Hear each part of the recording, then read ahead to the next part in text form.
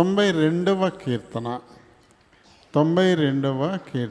12 నుంచి 15 వచనాలను మనం కలిసి చదువుకుందాం.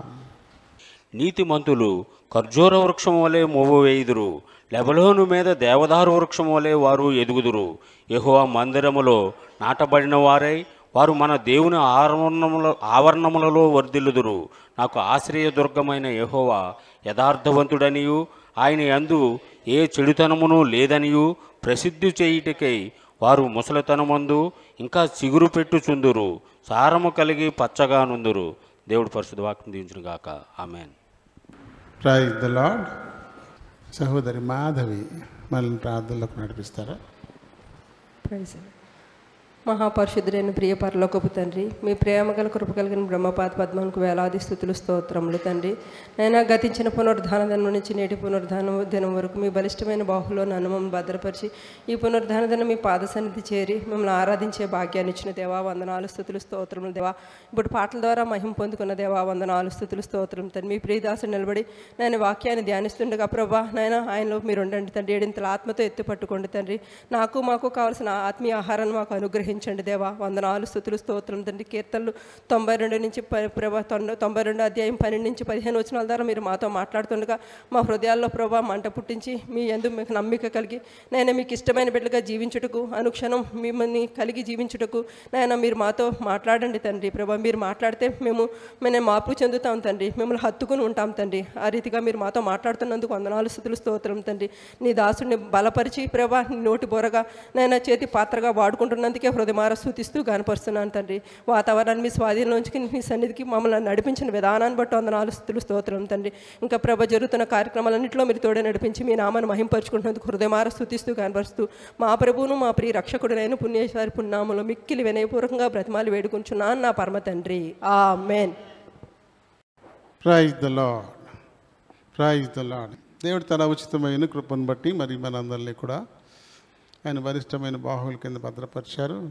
2024 సంవత్సరంలో 9వ మాసంలో మరి మొదటి ఈ పునరుత్థాన దినంలో మనందరినీ ప్రవేశపెట్టిన వాడుకున్నారు. ఆయన మనం స్తుతించి ఘనపరిచి ఆరాధించాల్సిన వారంగా ఉన్నాం. కొత్త పుస్తకాల్లో నుంచి 557, దాని ముందర ఎడిషన్ అయితే 546, పాత పుస్తకాల్లో 459. నీతిమంతులు ఖర్జూర వృక్షం వలె మువ్వు వేయుదురు. 92వ కీర్తన 12వ వచనాన్ని బట్టి రాయబడింది. ఈ కీర్తన మనం 1, 3, 5, 7 ఒకటి విడిచి ఒకటి మనం పాడదాం. 7 చరణాలు ఉన్నాయి, ఎక్కువ సమయం అయిపోద్ది కదా. నీతివంతుల ప్రార్థన దేవుడు ఆలకించును అనే కీర్తన.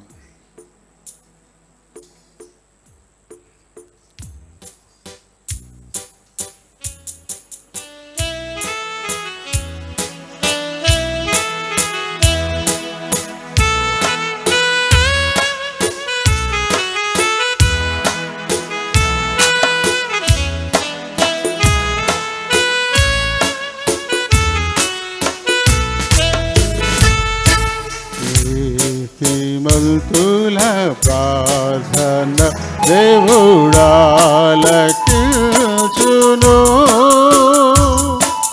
వారు తమల వృక్షము వలె మువ్వు వేయుదురు, వారు తమల వృక్షము వలె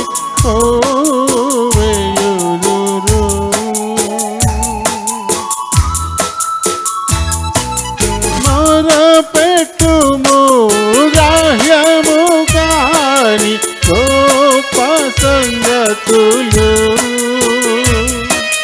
మొరపెట్టుము గ్రాహ్యము కాని గొప్ప సంగతులు, మరియు గూఢమైన సంగతుల తీరుడే తెలుపు,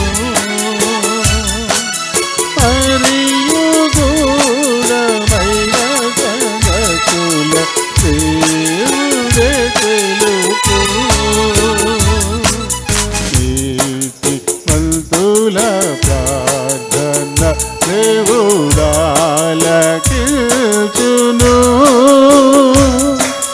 వారు తమల వృక్షము వలె వేయుదురు.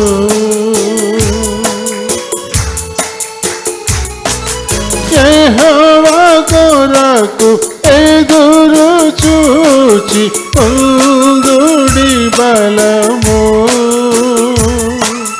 యెహోవా కొరకు ఎదురు చూచి పొందుడి బలము. ఇహమునందు పక్షిరాజు వలె పైకి గురుదురు. ఇహమునందు పక్షిరాజు వలె పైకి గురుదురు. నీతిమంతుల ప్రార్థన దేవుడాలకించును.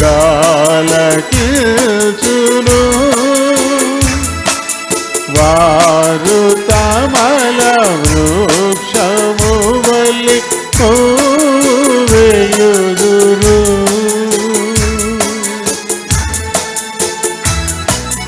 నిన్ను విడువనెన్నడు నెడ పాయననే గదా. నిన్ను విడువనెన్నడు నెడ పాయననే గదా. నమ్ముమునద మాతుండే పొడి హాని చేయడు. నమ్ముమునద మాతుండే పొడి హాని చేయడు.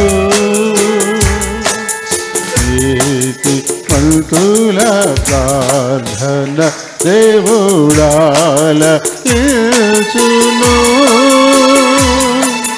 వారు తమల వృక్షము వలె వేయుదురు.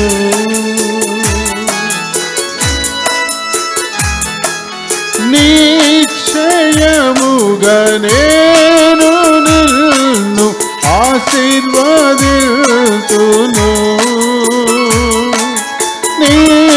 నిశ్చయముగా నేను నిన్ను ఆశీర్వదింతును. నిశ్చయముగా వృద్ధి పొందింతు నీ దేవుడు. నిశ్చయముగా వృద్ధి పొందింతు నీ దేవుడు. నీతిమంతుల ప్రార్థన దేవుడాలకించును.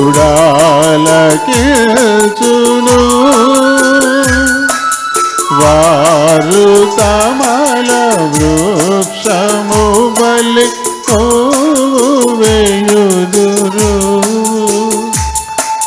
వారు తమల వృక్షము వలె వేయుదురు.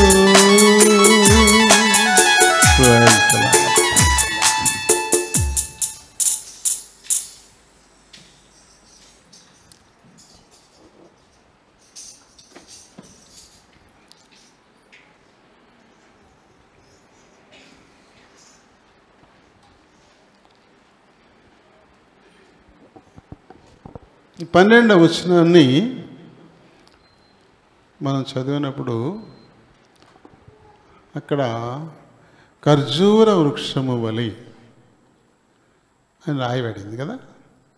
కానీ ఈ పాటలకు వచ్చేసరికి తమాల వృక్షము అని చెప్పి మార్చారు. అంటే రెండు ఒకటేనా? రెండు వచ్చేసింది కరెంట్, పోయింది, మళ్ళీ వచ్చిపోయింది. తమాల వృక్షము బైబిల్లో నీతిమంతులనేమో ఖర్జూర వృక్షమని తమాల వృక్షమని మరి ప్రస్తావించడం జరిగింది.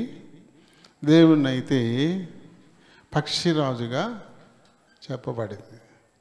నేను మిమ్మల్ని ఐగుప్తు నుంచి పక్షిరాజు తన రెక్కల మీద తీసుకొచ్చినట్లుగా నేను మిమ్మల్ని కానానుకు తీసుకొచ్చానని ప్రభు ప్రస్తావించినప్పుడు తనను పక్షిరాజుతో పోల్చుకున్నాడు. పక్షులలో పక్షిరాజు గ్రద్ద. అందులో చాలా రకాలు ఉన్నాయి. గ్రద్దల్లో కూడా చాలా రకాలు ఉన్నాయి. కొన్ని గ్రద్దలు అయితే చాలా విశాలమైన రెక్కలు కలిగి ఉంటాయి. అవి విమానాలను కూడా ఇబ్బంది పెడతాయి, అంత పెద్దగా ఉంటాయి అన్నమాట. అయితే ఇక్కడ చేంజ్ ఎవరు మార్చలేదా? మరి ఇక్కడ ఖర్జూర వృక్షం అనే దాన్ని తమాల వృక్షంగా ప్రస్తావించడం జరిగింది. న్యాయాధిపతులు 4వ అధ్యాయంలో 5వ వచనాన్ని మనం చదివితే, న్యాయాధిపతులు 4వ అధ్యాయం ఆమె ఎఫ్రాయిమీయుల మన్యమందలి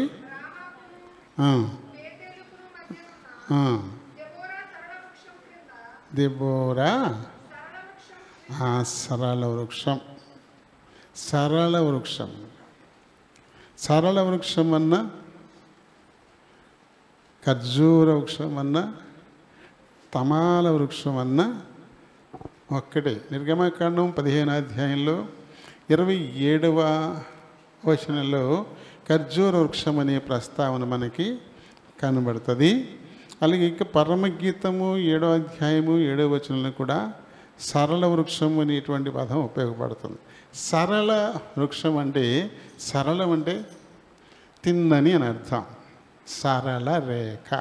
సరళ వృక్షం, సరళం అంటే తిన్నని అని అర్థం. ఇక్కడ ఈ చెట్లు తిన్నగా ఎదిగిపోతాయి. అలా తిన్నగా ఎదిగేటువంటి జాతి ఏమేమి ఉన్నాయి చెప్పండి? ఖర్జూరం చెట్లు, కొబ్బరి చెట్లు, ఈత చెట్లు, తాటి చెట్లు. ఈ 4 ఒకే జాతి, ఒకే జాతికి చెందినటువంటివి. ఇవి గుత్తులు గుత్తులుగా కాయలు కాస్తాయి. వీటికి కొమ్మలేమి రావు, తిన్నగా వెళ్ళిపోతూ ఉంటుంది. చెట్టు మొత్తం ఆకులు రాల్చే పరిస్థితి ఎప్పుడు ఉండదు. ఒక ఆకు ఎదిగితే కింద ఒక ఆకు పండిపోతుంటుంది. ఒకటి రాలుతుంది, ఒకటి ఎదుగుతూ ఉంటుంది. అంటే ఆకులు లెక్క ఎప్పుడు తప్పదు. ఎన్ని ఆకులు ఉన్నాయో అన్నీ దాన్ని అలాగే ఉండిపోతాయి. ఇలా దీనికి చాలా ప్రత్యేకతలు ఉన్నాయి వీటికి. అందుకని వీటిని రకరకాలుగా చెప్పారు. సరళ వృక్షమని, తమాల వృక్షమని, ఖర్జూర వృక్షమని, తాళ వృక్షమని, ఇలా బైబిల్లో చాలా పేర్లతో వీటిని ప్రస్తావించారు. పాలస్తీనా, సిరియా, ఐగుప్తు, అరేబియా, యోర్ధాను నదీ పరీవాహకం, ఎరుకో, ఈ ప్రాంతాల్లో ఈ ఖర్జూర వృక్షాలు చాలా విపరీతంగా పెరుగుతూ ఉంటాయి. వాటికి ఎక్కువ నీళ్ళు అవసరం ఉండదు. భూమి లోపల నుంచి ఏరు బాగా లోపలికి తన్ని ఎక్కడెక్కడ కొంచెం తేమన్నా దాన్ని గ్రహించుకుని పెరుగుతూ ఉంటాయి. కానీ ఎడారుల్లో బాగా పెరుగుతాయి, ఎడారుల్లో కూడా పెరుగుతాయి. సో నీతిమంతుణ్ణి ఈ వృక్షంతో ఎందుకు పోల్చాడు? అది ఇందులో మనం గమనిద్దాం. ఇంకా వీటికి ఎంత విలువ అంటే, పూర్వకాలం భవనాలు నిర్మించేటప్పుడు భవనాల గోడల మీద ఈ వృక్షాల ఆకారాలు చేసేవారు. అలాగే చెక్కల మీద ఈ వృక్షాల ఆకారాలను కూడా చెక్కారు. మొదటి రాజుల గ్రంథము 6వ అధ్యాయము 29వ వచనాన్ని మనం, మరియు మందిరపు గోడలన్నింటి మీద, లోపలనేమి వెలుపలనేమి, కెరూబులను, తమాల వృక్షాలు, వీటిని చెక్కారు. తమాల వృక్షాలు. యెహెజ్కేలు 41:19 వచనాన్ని చదువుదాం.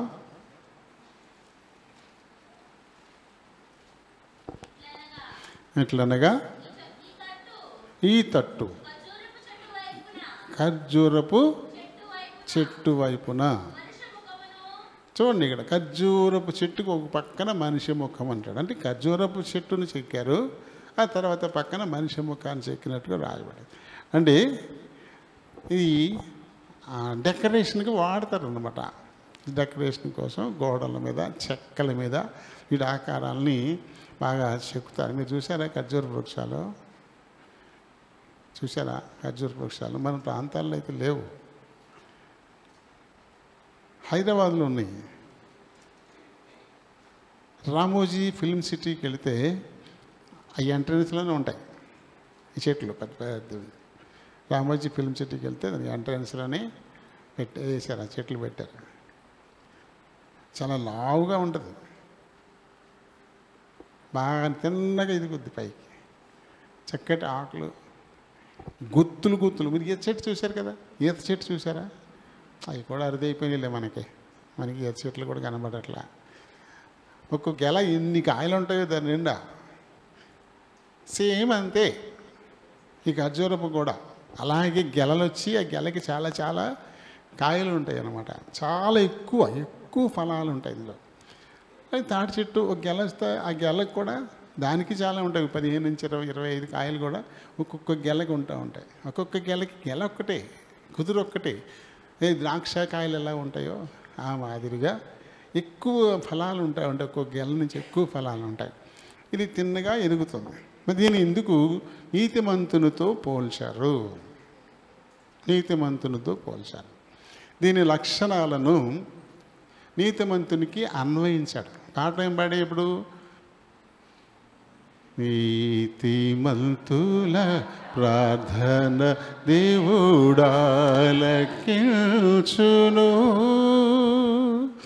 వారు తమల వృక్షము వలె మోవేయుదురు. దాని మొవ్వు బయటకు వచ్చి విచ్చుకునేదాకా ఆకు వచ్చిందనే సంగతి మనకు తెలియదు, లోపలే ఉండిపోతుంది. మెల్లగా సూదిగా అలా పైకి వస్తుంది. అది మొత్తం తెలియదు అసలు మనకి. ఆ మువ్వు కనబడదు, కానీ చచ్చిపోదు. ఎప్పుడు రావాలి అప్పుడు బయటకు అలా వచ్చి విచ్చుకుంటూ ఉంటుంది. అది బాగా విచ్చుకునేసరికల్లా కింద ఒక ఆకు పండిపోయి కమ్మతో చక్కగా ఊడిపోతుంది. కొబ్బరి చెట్లు చూస్తాం కదా మనం. కొబ్బరి చెట్టుని చూడండి, మనకి బాగా పరిచయమే, మనం ముందు ఉంటాయి కదా. ఎప్పుడైనా కొబ్బరి చెట్టు ఆకులన్నీ ఎండిపోతాయా? ఎప్పుడు ఎండిపో. కాలు కొన్ని చెట్లు ఉన్నాయనుకోండి, మిగతా చెట్లు ఒక్కొక్క సీజన్లో మొత్తం ఒక కాకు కూడా లేకుండా మొత్తం రాలిపోతాయి. తర్వాత మళ్ళీ చిగురు పెట్టుకుంటా అది మొక్క చచ్చిందో బతికిందో మనకి అనుమానం వచ్చేస్తుంది. కుంకుడు చెట్టు ఒకటే, ములగ చెట్టు ఒకటే. ఈ రెండు బాగా రాల్చేసాక మొత్తం అప్పుడు కొత్త చిగురుతో పాటు పూత మొదలవుతుంది. మీరు చూడండి, ఎక్కడైనా కుంకుడు చెట్టునైనా ములగ చెట్టునైనా చూడండి, ఆకులు బాగా ఉన్నప్పుడు కాయలు రావు. ఆకులన్నీ రాలిపోయాక కొత్త చిగుళ్ళు మొదలవుతాయి. అప్పుడు దాంతోపాటు పూత మొదలవుతుంది, అప్పుడు కాయలు వస్తాయి. అవి దాని లక్షణం. కానీ ఈ చెట్టు అసలు ఎప్పుడు ఎండిపోయేదే అస్సలు ఉండదు. అందుకే నీతిమంతుని దీంతో పోల్చాడు. దాని లక్షణాలు, మొదటి లక్షణం ఏంటంటే అది చాలా అందమైనది. చాలా అందమైనది. ఈ అందం సహజంగా వచ్చుద్ది. ఈ అందం సహజంగా వస్తుంది, తెచ్చిపెట్టుకునే అందమేం కాదు. దీనికోసం ఏమి రంగులే ఎక్కర్లేదు, దీనికోసం ఏమి మేకప్లు పోయక్కర్లేదు. అది సహజ సిద్ధంగానే అందంగా మనకి కనబడుతూ ఉంటుంది. పరమగీతము 2వ అధ్యాయము 14వ వచనాన్ని మనం చదువుదాం.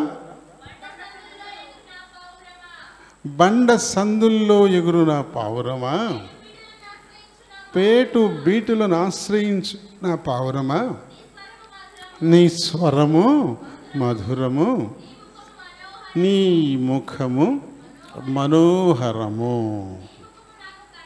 నీ ముఖము మనోహరమని చాలా అందంగా ఉంటుందంట. చాలా అందంగా ఉంటుందని చెప్పేసి ఇక్కడ రాజు అంటే దేవుడు, తర్వాత విశ్వాసి, ఇలా 5 అలంకారప్రాయంగా ఈ పరమగీతాన్ని రాశారు. అందులో కనిపించేటువంటి పురుషుడు దేవుడు, అందులోంచి కనపడేటువంటి స్త్రీ అయితే విశ్వాసి అన్నమాట. విశ్వాసుని గురించి చెప్పబడిన మాట ఏంటి? అని ముఖం ఎంతో మనోహరమైనది. అది బండ సందుల్లో అంటే ఇరుకులో ఎగిరేటువంటి ఒక పావురం. అలాగే విశ్వాసి కూడా ఇరుకుల గుండానే వెళ్ళాల్సి ఉంటుంది. ఇరుకుల గుండా ప్రయాణం చేస్తూ ఉన్నప్పటికీ కూడా అది ఎప్పటికీ ఆత్మీయ సౌందర్యము కలిగే ఉండాలి. విశ్వాసికి అలంకారం ఏంటి? ఈ తమాల వృక్షానికి అలంకారం దాని ఆకులు. ఒక ఆకు అలా వచ్చి తర్వాత మళ్ళీ ఒక ఆకు నుంచి ఎడపెడ మళ్ళీ చాలా వచ్చి చక్కగా పచ్చగా ఉండేవి. ఆ తర్వాత మధ్యలో నుంచి ఈ గెలలు వచ్చి గెల మళ్ళీ చాలా పీలికలయ్యి ఒక్కొక్క దాని నుంచి బోల్డన్ని కాయలు వస్తుంటాయి. కాబట్టి అవి దాని సౌందర్యం. నిజంగా చూస్తే ఎంత బాగుంది ఈ చెట్టు, అబ్బా ఎంత అందంగా ఉంది ఇది. ఎందుకంటే అంత అందంగా లేకపోతే గోడల మీద దాని రూపాన్ని చెక్కుతారా? అది అంత అందంగా లేకపోతే చెక్కల మీద గుమ్మాలకు ఇరువైపులా దాన్ని చెక్కుతారా? చెక్కరు కదా. చాలా అందం. మనం సాధారణంగా గులాబీ పువ్వు బాగుంటుంది, అందుకని మనోళ్ళు డిజైన్లకి దేని వాడతారు? గులాబీ పువ్వు వేస్తారు. మంచి సువాసన వచ్చిన మల్లెపువ్వుని వేయరు. మల్లెపువ్వు చాలా సువాసన వచ్చింది కానీ దాన్ని వేయరు. ఎందుకు? దాని అందం తక్కువ. గులాబీ చాలా ఆకర్షణీయంగా ఉంటుంది. అందుకని ఈ లోకల్ పెయింటర్లు కూడా ఆ గుమ్మాల మీద వేసినప్పుడు గులాబీ పువ్వు ఆకారాలని వేస్తూ ఉంటారు. ఎందుకంటే అది అందంగా బాగుంటుంది కాబట్టి. అలాగే ఈ చెట్లల్లో మరి అవి పెద్ద పెద్ద ఇప్పుడు మరి ఈ ఎత్తు గుమ్మ ఉంటుంది అక్కడ. ఈ ఎత్తు పెద్ద ఇప్పుడు అక్కడ దూరబంధం ఇక్కడ దూరబంధం ఉంటే ఆ ఎత్తు ఉంటుంది, గుమ్మ ఉంటుంది అక్కడ. దాని తలుపులు ఎంతెంత ఉంటాయి? మనుషులు అందులోంచి నడిచి వెళ్తూ ఉంటే కనబడరు. అంత ఎత్తైన గుమ్మాలు ఉంటాయి, అంత వెడల్పైన గుమ్మాలు ఉంటాయి, అంతంత పెద్ద పెద్ద కమ్మెలు ఉంటాయి, అంత పెద్ద తలుపులు ఉంటాయి. కాబట్టి దాని మీద చిన్న చిన్న పూలు నెక్కితే ఏం కనపడతాయి? అందుకని ఏకంగా ఆ తమాల వృక్షాన్ని దాని మీద చెక్కేసేవారు. అంత విశాలమైనటువంటి తలుపులు అన్నమాట. అక్కడ ఉన్నటువంటి అవకాశాన్ని బట్టి, పరిస్థితులను బట్టి అవి వాడబడుతూ ఉంటాయి. అలాగే నీతిమంతుడు కూడా ఈ రకంగానే సౌందర్యంగా అందంగా ఉండాలి అంటే నీతిమంతునికి ఉండాల్సినటువంటి అలంకారాలు ఏమిటి? మేకప్పులు కాదు, మేకప్పులు కాదు. కళ్ళను పెద్దవిగా కాటుకతో పెంచుకోవడం కాదు, ఆ పెదాలను రంగులతో పోయడం కాదు, లేకపోతే జుట్టు పెద్ద చీపురికి అట్లాగా ఎర్రబోసుకోవడం కాదు, లేకపోతే చాలా అందమైనటువంటి ఇంపైనటువంటి వస్త్రాలని ధరించడం కాదు. ఇవన్నీ తాత్కాలికం. తాత్కాలికం. ఓ 2 గంటలు, ఓ 3 గంటలు, తర్వాత అది ఉండదు. అలాంటి అలంకారం కాదు తాళ వృక్షం యొక్క అలంకారం, అందం. ఈ ఖర్జూర వృక్షం అందం అలాంటిది కాదు. అది ఎప్పటికీ పోదు, ఎప్పుడు ఒకేలా ఉంటుంది, ఏం మారదు. అలానే విశ్వాసి కూడా ఎప్పుడూ సౌందర్యంగా ఉండాలంటే తను అలంకరించుకోవలసినవి ఏమిటి? గలతీ 5:22 ఆత్మఫలం. విశ్వాసులు అలంకరించుకోవలసినటువంటి ఆభరణాలు ఇవి. ఓ 9 ఆభరణాలను ఇక్కడ విశ్వాసి ధరించుకోవలసినటువంటి వాటిని చూపించాడు ఇక్కడ. ఒకటేంటి? ప్రేమ అనేటువంటి అలంకారం, తర్వాత సంతోషము అనేటువంటి అలంకారం, సమాధానము అనేటువంటి అలంకారం, దీర్ఘశాంతము అనేటువంటి అలంకారం, దయాళుత్వము అనేటువంటి అలంకారం, మంచితనము అనేటువంటి అలంకారం, విశ్వాసము, సాత్వికము, ఆశా నిగ్రహం అనేటువంటి ఈ ఆభరణాల్ని ధరించుకుంటేనే వారు విశ్వాసులు. వారు చాలా ఆకర్షణీయంగా కనపడతారు. ఈ లక్షణాలు కలిగినటువంటి విశ్వాసి అందరి చేత ఆకర్షింపబడుతుంది. ఎందుకంటే తన పెదాలపై ఎప్పుడూ చిరునవ్వు ఉంటుంది, తన కళ్ళల్లో ఎప్పుడూ దయ కనపడుతుంటుంది, ప్రేమ కనపడుతూ ఉంటుంది, చాలా దీర్ఘశాంతాన్ని కలిగి తను కనబడుతూ ఉంటుంది. ఎటు చూసినా మంచితనమే. అబ్బా ఇంత మంచిదేంటివా, ఇంత మంచివాడండి ఈయన, తిట్టినా కోపం రాదా ఆయనకి, అసలు ఏం పెట్టకపోయినా ఆయనకి ఏం బాధ కలగదా, ఇలా ఆశ్చర్యపోయేంత సౌందర్యం అన్నమాట. విశ్వాసి వీటిని ధరించుకొని ఉండాలా. ఆఖరిగా చెప్పింది దీర్ఘశాంతం. ఎవరికి దీర్ఘశాంతం ఉంటుందో వారి పెదాలపై చిరునవ్వు చెరిగిపోదు, వారి ప్రేమలో మార్పు ఉండదు, వారి మంచితనం అస్సలు పోదు. ఎవరికి దీర్ఘశాంతం ఉంటుంది కదా. సాధారణ ఇవి తల్లుల్లో ఉండాలి, మామూలుగా చూస్తే భౌతికంగా తల్లుల్లో ఉండాలి. కానీ నా దృష్టికి అయితే కనపట్లేదు ఎవరు కూడా. అలాంటి తల్లులు ఎవరు కనబడట్లా. ఎందుకంటే బాగా విసిగించే పిల్లలు ఉంటారు. ఆ పిల్లడితోటే బాధంటే భర్త ఉంటాడు ఇంట్లో, ఇంకా వృద్ధులైన అత్తమామల వాళ్ళు ఉంటారు కదా. వీళ్ళందరినీ సాకాలంటే ఎంత దీర్ఘశాంతం కావాలా. ఆ ముసలాయన అమ్మా మంచినీళ్ళు ఇవ్వా అని పిలుస్తాడు, ఏ లోపల పిల్లాడు అమ్మ చాకట్టియ్యా అని పీకుతుంటాడు. ఎలా ఉంటుంది ఇప్పుడు? ఉండరా ప్రాణం తీస్తున్నావు, ముసలాడు ఒకడు నా ప్రాణం తీసేస్తున్నాడు, నీళ్ళు దగ్గర పెడితే పారేస్తాడు, నువ్వు అమ్ముచా వచ్చేసింది రా ఉంటుందా?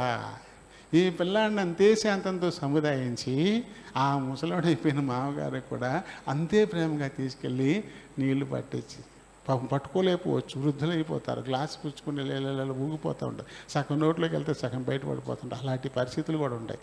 అలాంటప్పుడు ఓపికతో నీళ్లు తాగించగలిగేటువంటి ఉన్నారంట అటువంటి కోడలు ఇప్పుడు? ఇలాంటి స్త్రీలు అసలు ఉన్నారా? నా మట్టుకు అయితే చాలా అరుదుగా కనపడుతుంది. లేరు అలాంటి వాళ్ళు లేరు ఇప్పుడు. ఎక్కువైపోయింది, చిరాకు ఎక్కువైపోయింది. ఎందుకంటే వీరి ఆసక్తి వేరే దాని మీద ఉంటుంది. మన ఆసక్తి వేరే దాని మీద ఉన్నప్పుడే చిరాకు వస్తుంది. మన ఆసక్తిని ఇంకొకటి హైజాక్ చేసేసింది. సెల్ ఫోనా లేకపోతే టీవీనా, ఇవి మనల్ని హైజాక్ చేసేస్తున్నాయి. ఆ సెల్ ఫోన్ వచ్చుకుని ఏదో మాట్లాడుతూ ఉంటాం, ఈ లోపల పీకుతూ ఉంటారు. ఎంత చిరాకు వచ్చేద్దంటే మనకే. అబ్బో టీవీ ఒకటే. ఆ పిల్ల టీవీని సరిగా క్రికెట్ మ్యాచ్ని చూడనివ్వట్లేదని తండ్రి బిడ్డని ఏకంగా నేలకేసి కొట్టేసాడు. ఒక పిల్లాడిని నేలకేసి కొట్టేసాడు ఏకంగా. అంటే క్రికెట్ వస్తుందని చూడనివ్వట్లేదని అడుగు పీకేస్తున్నాడు అని చెప్పేసి. అంటే మన ఆసక్తి వేరైపోతుంది, పక్కదాని మీదకి వెళ్ళిపోతుంది, అన్యాక్రాంతం అయిపోతుంది. కాబట్టి మనం దీర్ఘశాంతంగా ఉండలేకపోతా ఉన్నాం. కాబట్టి మన ఆసక్తిని ఏది హైజాక్ చేయకూడదు, దేనికి ఆసక్తిని అమ్మేసుకోకూడదు. మనలాగా ఎప్పుడు ఉండగలుగుతామో అప్పుడే కొద్ది గొప్ప దీర్ఘశాంతం వస్తుంది. పూర్తి దీర్ఘశాంతం అంటే అది అసలు చెప్పలేం. యేసు ప్రభువులో ఉన్న దీర్ఘశాంతంలో 1% ఉన్నా చాలు మనకి. 1% ఉన్నా మనం చాలా మంచోళ్ళం, అంతే. 1% ఉన్నా చాలా మంచోళ్ళం అయిపోతాం. ఇవి విశ్వాసి అలంకారాలుగా ధరించుకోవాలి. అప్పుడే విశ్వాసి అందంగా కనపడతాడు.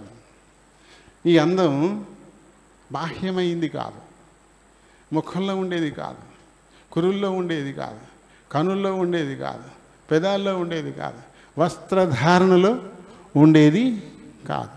ఇది అంత అలంకారం, ఆత్మఫలం అనేటువంటి దాన్ని విశ్వాసి అలంకరించుకున్నప్పుడే వారి అందం నిజమైనది, అదే శాశ్వతమైనది. ఈ తమాల వృక్షం యొక్క సౌందర్యం ఎలా శాశ్వతమో, ఎప్పుడు ఒకేలా ఎలా ఉంటుందో విశ్వాసి కూడా అలా ఉండాలి అని దేవుని ఉద్దేశం. అందుకని పరిశుద్ధాత్మ ప్రేరణతో ఆయన భక్తుల చేత అలా పోల్చి రాయించాడు. కాబట్టి మనం తమాల వృక్షంలాగా ఉన్నామా? అప్పుడే మనం విశ్వాసుల లెక్కలోకి వస్తాం. అందుకని చాలా ప్రయాసపడాల.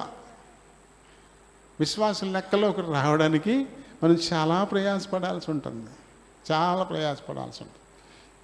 ఇది మొదటి లక్షణం. ఇక రెండవదిగా చూస్తే ఇది నిదానంగా ఎదుగుతుంది. నిదానంగా ఎదగడం అంటే ఇందులో రెండు అర్థాలు ఉంటాయి. తిన్నగాని, నిదానంగా అంటే తిన్నగాని ఒక అర్థం వస్తుంది. అది స్ట్రైట్గానే వెళ్తుంది. అది త్వరపడి ఎదిగిపోదు.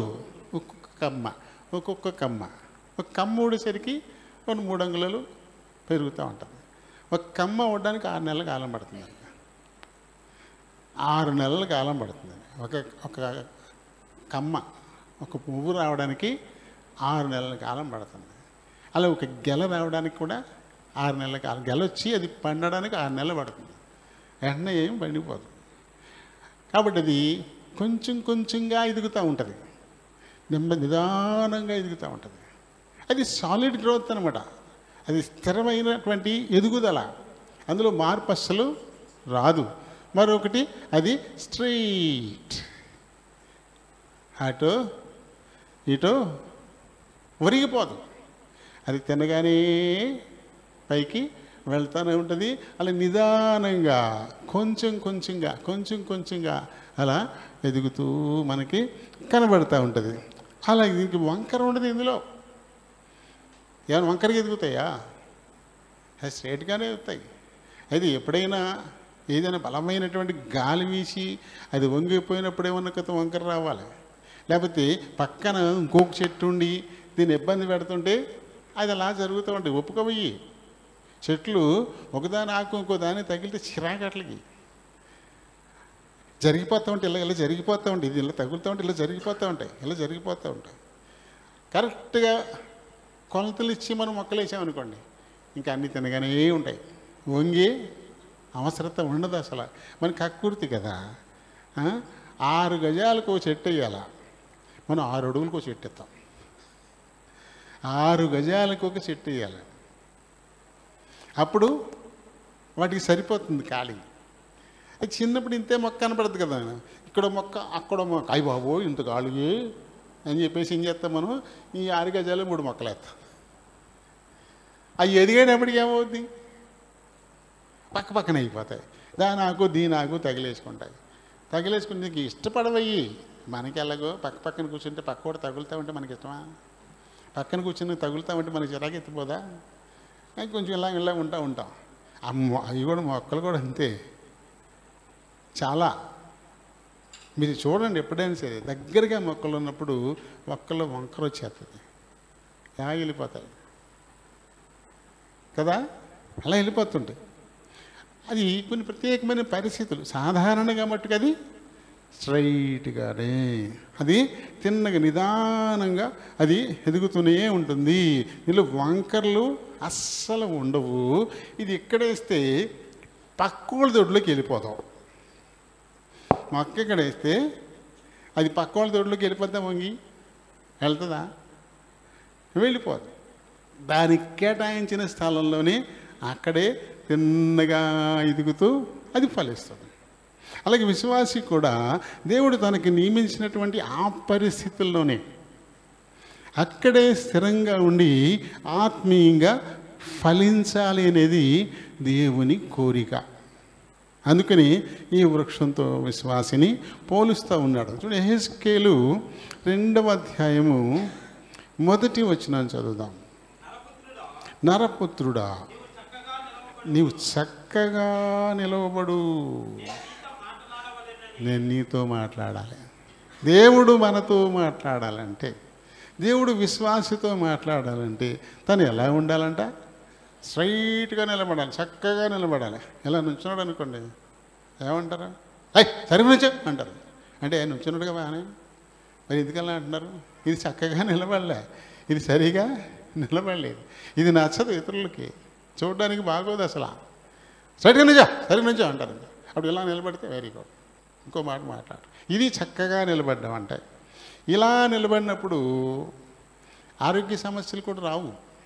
ఎప్పుడు మనం స్ట్రైట్గా ఉండాలి. ఈ ముక్కు మన రెండు కాళ్ళ మధ్యన కరెక్ట్గా ఉండాలన్నమాట. అలా స్థిరంగా రెండు కాళ్ళ మీద నిలబడి ఉన్నప్పుడు ఎక్కువ సమయం నిలబడగలుగుతాం. అందుకని డ్రిల్ చేసేటప్పుడు ఏదైనా చెప్పాలి అనుకున్నప్పుడు స్టాండర్డ్ ఈజీ అంటాడు, అంటే ఇలా నిలబడమంటాడు. అలా ఎక్కువ సేపు ఈజీ అనమాట. స్టాండర్డ్ ఈజీగా నిలబడ్డం ఇది. ఇలా నిలబడితే అసలు దేని మీద ఒత్తిడి ఉండదు. ఇలా నిలబడ్డా అనుకోండి, ఈ కాలికి ఏమీ లేదు, ఒత్తిడంతా ఈ కాలు మీద పడిపోయింది, దాంతో లాగుద్ది, మొదలెట్టేద్ది నొప్పి. ఈ కాలు మీద ఉంటే ఈ కాలు నొప్పి పుట్టిందని ఈ కాలికి మారితే ఇది నొప్పి పుట్టుద్ది. రెండింటి మీద ఉంటే సమానంగా ఉంటుంది. ఇది చక్కగా నిలబడాలి, స్ట్రైట్గా నిలబడాలి.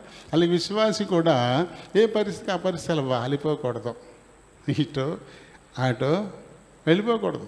తను స్థిరంగా ఉండాలి. పరిస్థితులు ఎలా ఏదైనా సరే తను స్థిరంగా నిలబడి ఉన్నప్పుడు మాత్రమే దేవుడు వారితో మాట్లాడతాడు. కానీ యెహెజ్కేలుతో మాట్లాడుతున్నాడు దేవుడు. నువ్వు చక్కగా నిలబడు, నేను నీతో మాట్లాడాలి. నువ్వు చక్కగా నిలబడకపోతే నేను మాట్లాడను. నువ్వు చక్కగా నిలబడకపోతే నేను నీతో మాట్లాడను. అదే కదా దాని అర్థం. నువ్వు చక్కగా నిలబడు, నేను నీతో మాట్లాడాలి. నిలబడకపోతే నేను మాట్లాడను. అలాగే విశ్వాసికి దేవుని వాక్కు అది దొరకాలి అండి. ఏ రూపంలోనే దొరకాలండి. విశ్వాసి ఎలాగా ముందు స్థిరంగా ఉండాలి, చక్కగా నిలబడి ఉండాలి. అప్పుడు దివ్వనస్కులు కాకూడదు, అటు ఇటు ఊగిపోయేవారు కాకూడదు, తాత్కాలికమైనటువంటి ఉద్రేకం వచ్చేవారు కాకూడదు కదా. ఎవరైతే సందేహిస్తారో అలాంటి వారు, యాకోబు గారు ఏం చెప్పాడు? సందేహించువాడు గాలికి రేపబడే సముద్ర తరంగమును పోలి ఉంటాడు. గాలి వస్తే లేగుతుంది, లేకపోతే పడుకుంటుంది, అంతే దాని పని. ఆ తరంగానికి ఏమైనా పవర్ ఉందా? పవర్ అంతా గాలిదే. గాలి బాగా వచ్చిందంటే అలా లేగుతుంది, గాలి తగ్గిపోయిందంటే అలా పడిపోతుంది. అలా ఉండకూడదు అంటాడు దేవుడు. విశ్వాసం అలా ఉండకూడదు ఎప్పుడు కూడా. గాలివాటుగా ఎప్పుడు ఉండకూడదు. గాలివాటి విశ్వాసం ఎప్పటికీ పనికిరాదు. విశ్వాసం ఎప్పుడు స్థిరంగా ఉండాలి, అది చక్కగా ఉండాలి, అది చిన్నగా ఉండాలి, అటు ఇటు ఊగిపోయేది కాకూడదు. అప్పుడే దేవుడు వారితో మాట్లాడతానంటాడు. అంటే నీతిమంతుని జీవితం ఎప్పుడు కూడా యథార్థం. ఆ యథలో ఎవరు ఉంటారు? దేవుని ఆత్మ ఉంటుంది. మీరు దేవుని ఆలయమై ఉన్నారనియు, దేవుని ఆత్మ మీలో అంటే మీ హృదయంలో నివసిస్తున్నాడనియు మీరెరుగరా అంటాడు. యథ అంటే హృదయమే. ఆ హృదయంలో ఉండేటువంటి దేవుని ఆత్మానుసారంగా నడుచుకోవాలి విశ్వాసం ఎప్పుడు కూడా. అంటే ఈ ప్రయాణం చేసేటువంటి ఈ బండి స్టీరింగ్ని దేవుడికి అప్పచెప్పాలన్నమాట. స్టీరింగ్ని దేవునికే దాన్ని అప్పచెప్పేయాలి. స్టీరింగ్ ఎవరి చేతిలో ఉంటే వారి ఇష్టానుసారమే బండి నడుస్తుంది. అది మనకు అందరికీ తెలుసు కదా. హ్యాండిల్ ఎవరి చేతిలో ఉంటే హ్యాండిల్ చేయడం అంటారు, అంటే నడిపించటం. అది ఎవరి చేతిలో ఉంటే వారి ఇష్టానుసారంగానే నడుస్తుంది. కాబట్టి ఈ ఎదలో ఉన్నటువంటి దేవుని ఆత్మ ఇష్టానికి మనం అప్పచెప్పేస్తే అప్పుడు ఆయన ఇష్టాలు ఎప్పుడు మంచివే కదా. ఆయన మార్గాలు ఎప్పుడు కూడా మంచివి, అవి ఎప్పుడు కూడా మరి న్యాయమైనటువంటివి, సత్యమైనటువంటివి, సంతోషాన్ని సమాధానాన్ని కలిగించేటువంటివి ఆయన మార్గాలన్నీ కూడా. ఆ మార్గాల్లో ఆయన నడిపిస్తాడు. కాబట్టి హబక్కూకు 3:17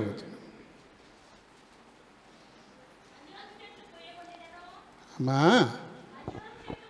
అంజూరపు చెట్లు పూయకుండినను, ద్రాక్ష చెట్లు ఫలింపకపోయినను, ఒలీవ చెట్లు కాపు లేకున్నను, చేనిలోని పైరు పండకుండను, గొర్రెలు దొడ్డిలో లేకపోయినా, శాలలో పశువులు లేకపోయినా,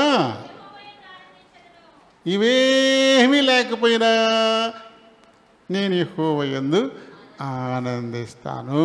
అంటే నిజమైనటువంటి విశ్వాసులు వేనియందు ఆనందిస్తారో హబక్కూకు ద్వారా దేవుడు చెప్పాడు. వారి ఆనందంతో వీటికి ఏం సంబంధం లే. బాగా ద్రాక్ష చెట్లు బాగా ఫలించాయని ఆనందపడ్డం కాదు, అంజూరపు చెట్లు బాగా కాశాయి పూసాయని ఆనందపడ్డం కాదు, దొడ్డి నిండా గొర్రెలు ఉన్నాయని ఆనందపడ్డం కాదు, లేదా శాల నిండా పశువులు ఉన్నాయని ఆనందపడ్డం కాదు. అవి ఉన్నా లేకపోయినా ఆయన సంతోషంలో మార్పే ఉండదు. వారినే విశ్వాసులు అంటారు. విశ్వాసి సంతోషానికి దేవునితోడి సంబంధమే తప్ప ఈ భూ సంబంధమైనటువంటి ఐశ్వర్యంతో ఏ విధమైన సంబంధం కూడా లేదు. ఏమున్నాయి పౌలు గారికి? ఫిలిప్పి చెరసాలలో ఉండి ఆనందించండి, మరలా చెప్పుదును ఆనందించండి అని చెప్తున్నాడు. ఏమున్నాయి ఆయనకి? ఏమున్నాయి ఆయనకి? కనీసం స్వేచ్ఛ కూడా లేదు కదా. నిర్బంధించేసరిగా బయటికి రావడానికి లేదు, ఇష్టానికి తిరగడానికి లేదు, ఎవరిని కలుసుకోవడానికి లేదు, ఎవరితో మాట్లాడడానికి లేదు, కష్టసుఖం చెప్పుకోవడానికి ఒక మనిషి కూడా తనకి లేడు. జైల్లో ఉన్నాడు. మరి ఎలా ఆనందంగా ఉన్నాడు? ఆనందంగా ఉన్నవాళ్ళే కదా ఆనందించండి అని చెప్పగలరు. ఓ పక్కన ఏడుస్తూ సంతోషంగా ఉండు అని చెప్తారు ఎవరన్నా? ఏడుస్తా ఉండి మరొకరిని నువ్వు సంతోషంగా ఉండు అంటారా? అంటారు ఎవరన్నా? సంతోషించేవాడే సంతోషించండి అని చెప్పగలరు, ఆనందించేవారే ఆనందంగా ఉండు అని చెప్పగలరు. అంతేగాని తాము ఏడుస్తూ నువ్వు ఆనందంగా ఉండని ఎవరు చెప్తారు? ఎవరూ చెప్పలేరు. చెప్పినది వినడానికి అస్సలు బాగోదు. నేను ఆనందిస్తాను, ఎన్ని ఏడుపు నువ్వు ఏడు అంటారు అవతల, అంతే. ఒప్పుకుంటారా? కానీ ఈయన ఎంతో ఆనందంగా ఉన్నాడు. చెరసాలలో ఉండి కూడా ఆనందించడానికి ఒక్క పరిస్థితి అతని అనుకూలంగా లేదు ఆయనకి. కానీ ఎందుకంత ఆనందంగా ఉన్నాడు? దేవునితోడి సంబంధం. దేవుడు నిత్యము తనతోనే ఉన్నాడు కాబట్టి అది చెరసాలైనా అది పరలోకంగానే ఉంది. ప్రభుత్వం ఉన్నట్టే ఉంది. ప్రభుత్వం ఉన్నట్టుగా దానికంటే ఆనందం ఏం కావాలా? సాధు సుందర్ సింగ్ గారు చాలా ప్రయాసపడి సువార్త ప్రకటించాడు. ఆయన సిక్కు, సాధువుగా మారిపోయాడు, యేసుప్రభుని అంగీకరించాడు. ఆయన గురించి ఎక్కువగా ఆయన టిబెట్ ఆ ప్రాంతాలు తిరిగాడు. ఆయన నార్థన్ ఉత్తరాది దేశాలు ఆ ప్రాంతాలు తిరిగాడు. ఆయన్ని మంచుతో కూడుకున్నటువంటి పర్వతాల మీద నడుచుకుంటూ వెళ్ళాలి. మంచు, భయంకరమైనటువంటి మంచు. ఆయన ఓ రాత్రి పడుకున్నాడు అక్కడ మధ్యలో. పడుకొని లేచేటప్పటికీ యేసుప్రభు అక్కడికి వచ్చాడు. సుందర్ సింగ్, నువ్వు చాలా ప్రయాసపడుతున్నావు నా కోసం, నువ్వు చాలా ప్రయాసపడి పని చేస్తున్నావు నువ్వు, మరి నీకు ఏదైనా ఇవ్వాలనుకున్నా, నీకేం కావాలి చెప్పన్నా అంట. అంటే నాకు ఏమవుతు ప్రభు అన్నాడంటే ఆయన. ఈ మంచులో నడవలేక సత్తనాన్ని నాకు మంచి పాత రక్షలకి, లేకపోతే ఏదైనా వాహనం ఇగి, లేదా హెలికాప్టర్ ఇగి, నేను అందులో తిరిగి నేను సువార్త ప్రకటిస్తాను అడగచ్చు కదా. దేవుడే అడుగుతున్నాడు, నాకేం వద్దు ప్రభు అన్నా అంట. ఏం వద్దా? మళ్ళీ చెప్పు, ఏం కావాలి చెప్పు, ఏం కావాలన్నా ఇస్తాను. ఏం కావాలి? నాకేం వద్దు ప్రభు, నాకేం వద్దు ప్రభు అన్న. పరలోకం కూడా వద్దా అన్నాడంట. పరలోకం కూడా వద్దన్నాడంట. అదేంటి అన్నాడంట. నువ్వు ఎక్కడుంటే పరలోకంలో ఎవరున్నారు? నువ్వు ఇక్కడ ఉన్నావు కదా, నా దగ్గర ఉన్నావు కదా, నువ్వు లేని పరలోకం నాకెందుకు? నీతోడిదే నా జీవితం, అంతే. నీతో ఉండడమే నాకు సంతోషం, అదే నాకు కావాలి తప్ప నువ్వు లేకపోతే పరలోకం కూడా నాకు వద్దన్నా. అంటే చూడండి ఎంత సమయోచితమైన మాటది. ప్రభువా నువ్వు ఎక్కడున్నావు, నా దగ్గర నువ్వు నాతో ఉన్నావు, నువ్వు నాతో ఉన్న పరలోకం ఎందుకు? నువ్వు అక్కడ లేవే, నువ్వున్న చోటే నాకు కావాలి, నీతోడిదే నా జీవితం, నీతోడిదే నా బతుకు, అదే నా సంతోషం, అదే నా ఆనందం, అంతకు మించి నాకు ఏం అక్కర్లేదన్నా అంట. ఎంత మంచి కోరిక చూసారా. అలాగే పౌలు చెరసాలలో ఉన్న దేవుని సాన్నిహిత్యం తనతో ఉంది, దేవుడు తనతో ఉన్నాడు. ఇంకప్పుడు ఇంకేం కావాలా?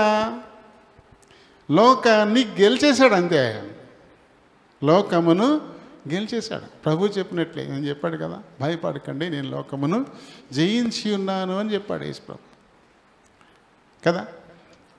అలాగే ఆయన కూడా, పౌలు కూడా లోకాన్ని గెలిచేశాడు.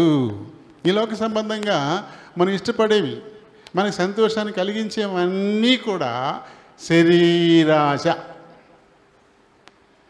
నేత్రాశ, జీవపు డంభం, ఇవే కదా. ఏది చూసినా ఈ మూడింటితోటి ముడిపడి ఉంటుంది, ఈ మూడింటికి సంబంధించినటువంటివి. ఇది నీ లోకం అన్నాడు. అదే యోహాను భక్తుడు చెప్పిన 1 యోహాను పత్రికలో 2వ అధ్యాయంలో 16 వచనం నేను చూస్తే మనకు అక్కడ కనపడద్దు కదా. ఈ లోకమునైనను లోకములో ఉన్న వాటినైనను ప్రేమింపకుడి, లోకములో ఉన్నదంతయు శరీరాశ, నేత్రాశ, జీవపు డంబము, ఇవి దేవుని వలన కలిగినవి కావు అని చెప్పాడు. ఈ మూడే లోకం. సాధారణమైన వ్యక్తులు ఈ మూడింటిని బట్టి ఆనందిస్తారు.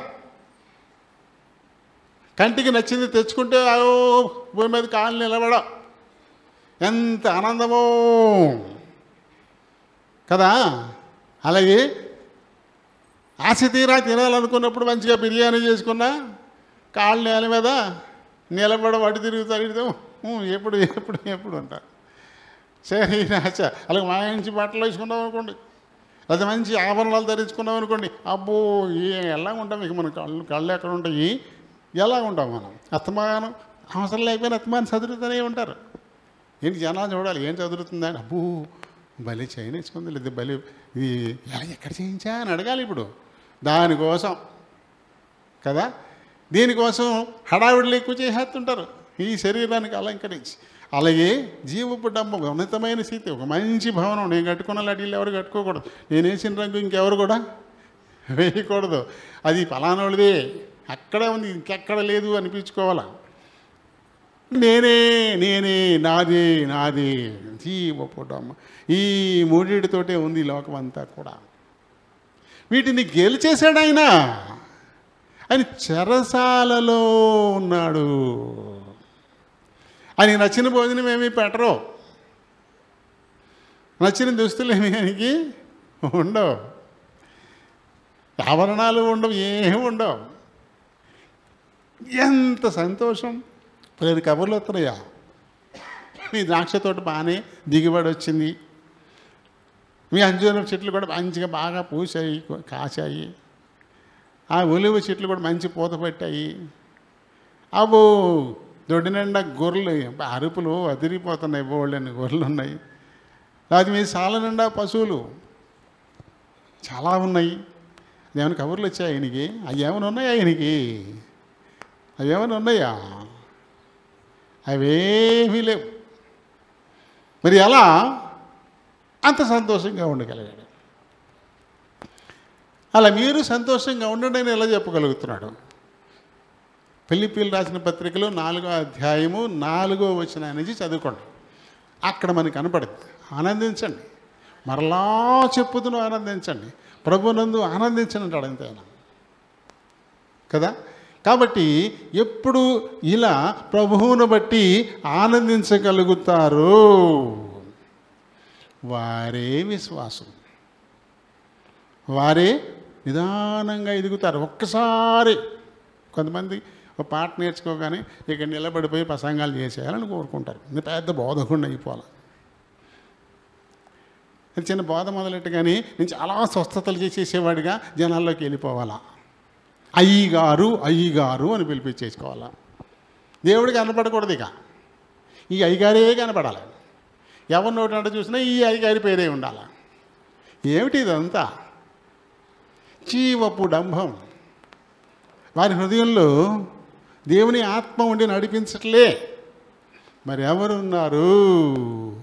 సైతాన్ అంతే, సైతాన్ అంతే కదా. అలాంటిది కాదు దేవుడు కోరుకునేది. అలాంటిది చూడండి, యెషయా 26:7 చూస్తే వీరి మార్గం ఎలా ఉంటుందంట? సమంగా చదువు. నీతిమంతులు పోవు మార్గము అది సమంగా ఉంటుంది. ఎప్పుడు కూడా హెచ్చు తగ్గులు ఉండవు, ఎత్తు పల్లాలు ఉండవు. ఎందుకంటే పట్టించుకోరు వాళ్ళు. రోడ్డు అన్న తర్వాత ఖచ్చితంగా ఎత్తు పల్లాలు ఉంటాయి. రోడ్డు అన్న తర్వాత ఖచ్చితంగా గరుకు ఉంటుంది. రోడ్డు అన్న తర్వాత ఖచ్చితంగా రాళ్ళు ఉంటుంటాయి. కానీ నీతిమంతులు వాటిని అసలు పట్టించుకోరు. వారి దారిలో తన్నగల వెళ్ళిపోతుంటారు. కాలికి రాయి తగిలినా పట్టించుకోరు దాని గురించి. ఏంటి పట్టించుకోవడం అంటే ఏంటి? రాయి తగిలేటప్పటికి ఏం చేస్తాం మనం? మా ఇదారు ప్రభుత్వం అన్ని రాళ్ళే యాదవ ప్రభుత్వం మంచి రోడ్లు అని ఎవరిలో ఒకరు దూషణ చేయడమే. ప్రశాంతంగా ఉంటాయి. అంటే సాత్వికం అస్సలు ఉండదు. కంప్లైంట్స్. పల్లం వచ్చిందనుకోండి అప్పుడు కంప్లైంటే, ఎత్తు వచ్చిందనుకోండి అప్పుడు కంప్లైంటే, నున్నగా ఉండి జారిందనుకోండి అప్పుడు కంప్లైంటే. నున్నగా ఉన్న తంటే, గరుగ్గా ఉన్న తంటే, ఎత్తుగా ఉన్న తంటే, పల్లంగా ఉన్న తంటే. వారికి అసలు సంతోషం అనేది ఉండదు, అసలు సంతృప్తి అనేది ఉండదు. కానీ విశ్వాసులు అసలు వీటిని పట్టించుకోరు. ఎందుకంటే వారు సాత్వికులు అంటే నో కంప్లైంట్స్. ఏ విషయమైనా అసలు ఫిర్యాదులే ఉండవన్నమాట. ఎలా ఉంటే అలా. చల్లగా గాలి అవుతుంది అనుకోండి, హాయిగా ఉంది, బాగానే ఉంది. కరెంటు పోయిందనుకోండి, చెమట పెట్టదు, కొంచెం వేడి అవుతుంది, వచ్చేస్తుంది. మా ఇదారి కరెంటు అత్మానం తీసేస్తాడు. కంప్లైంట్. అవును, ఏదో ఇబ్బంది వచ్చింది, దాన్ని ఆఫ్ చేశారు. మళ్ళీ లెవెల్లో వాళ్ళ ఇంట్లో ఫీజు పోయి కరెంట్ ఇది పోయి తేడా వచ్చి పని చేయించుకుంటే తప్పనిసరిగా ఒకసారి ఆపాల్సి వచ్చింది. అలా అనుకుంటామా? మరి మన ఇంట్లో ఆపినప్పుడు, మన ఇంట్లో కరెంటు పని చేయడం కొరకు పోల్ మీద మన కోసం కూడా తీసేస్తారు. అప్పుడు చాలామందికి ఉండదు కదా. అలాగే మళ్ళాగానే ఎవరో పని చేయించుకుంటున్నారు, అందుకే ఆపారు అనుకుంటామా?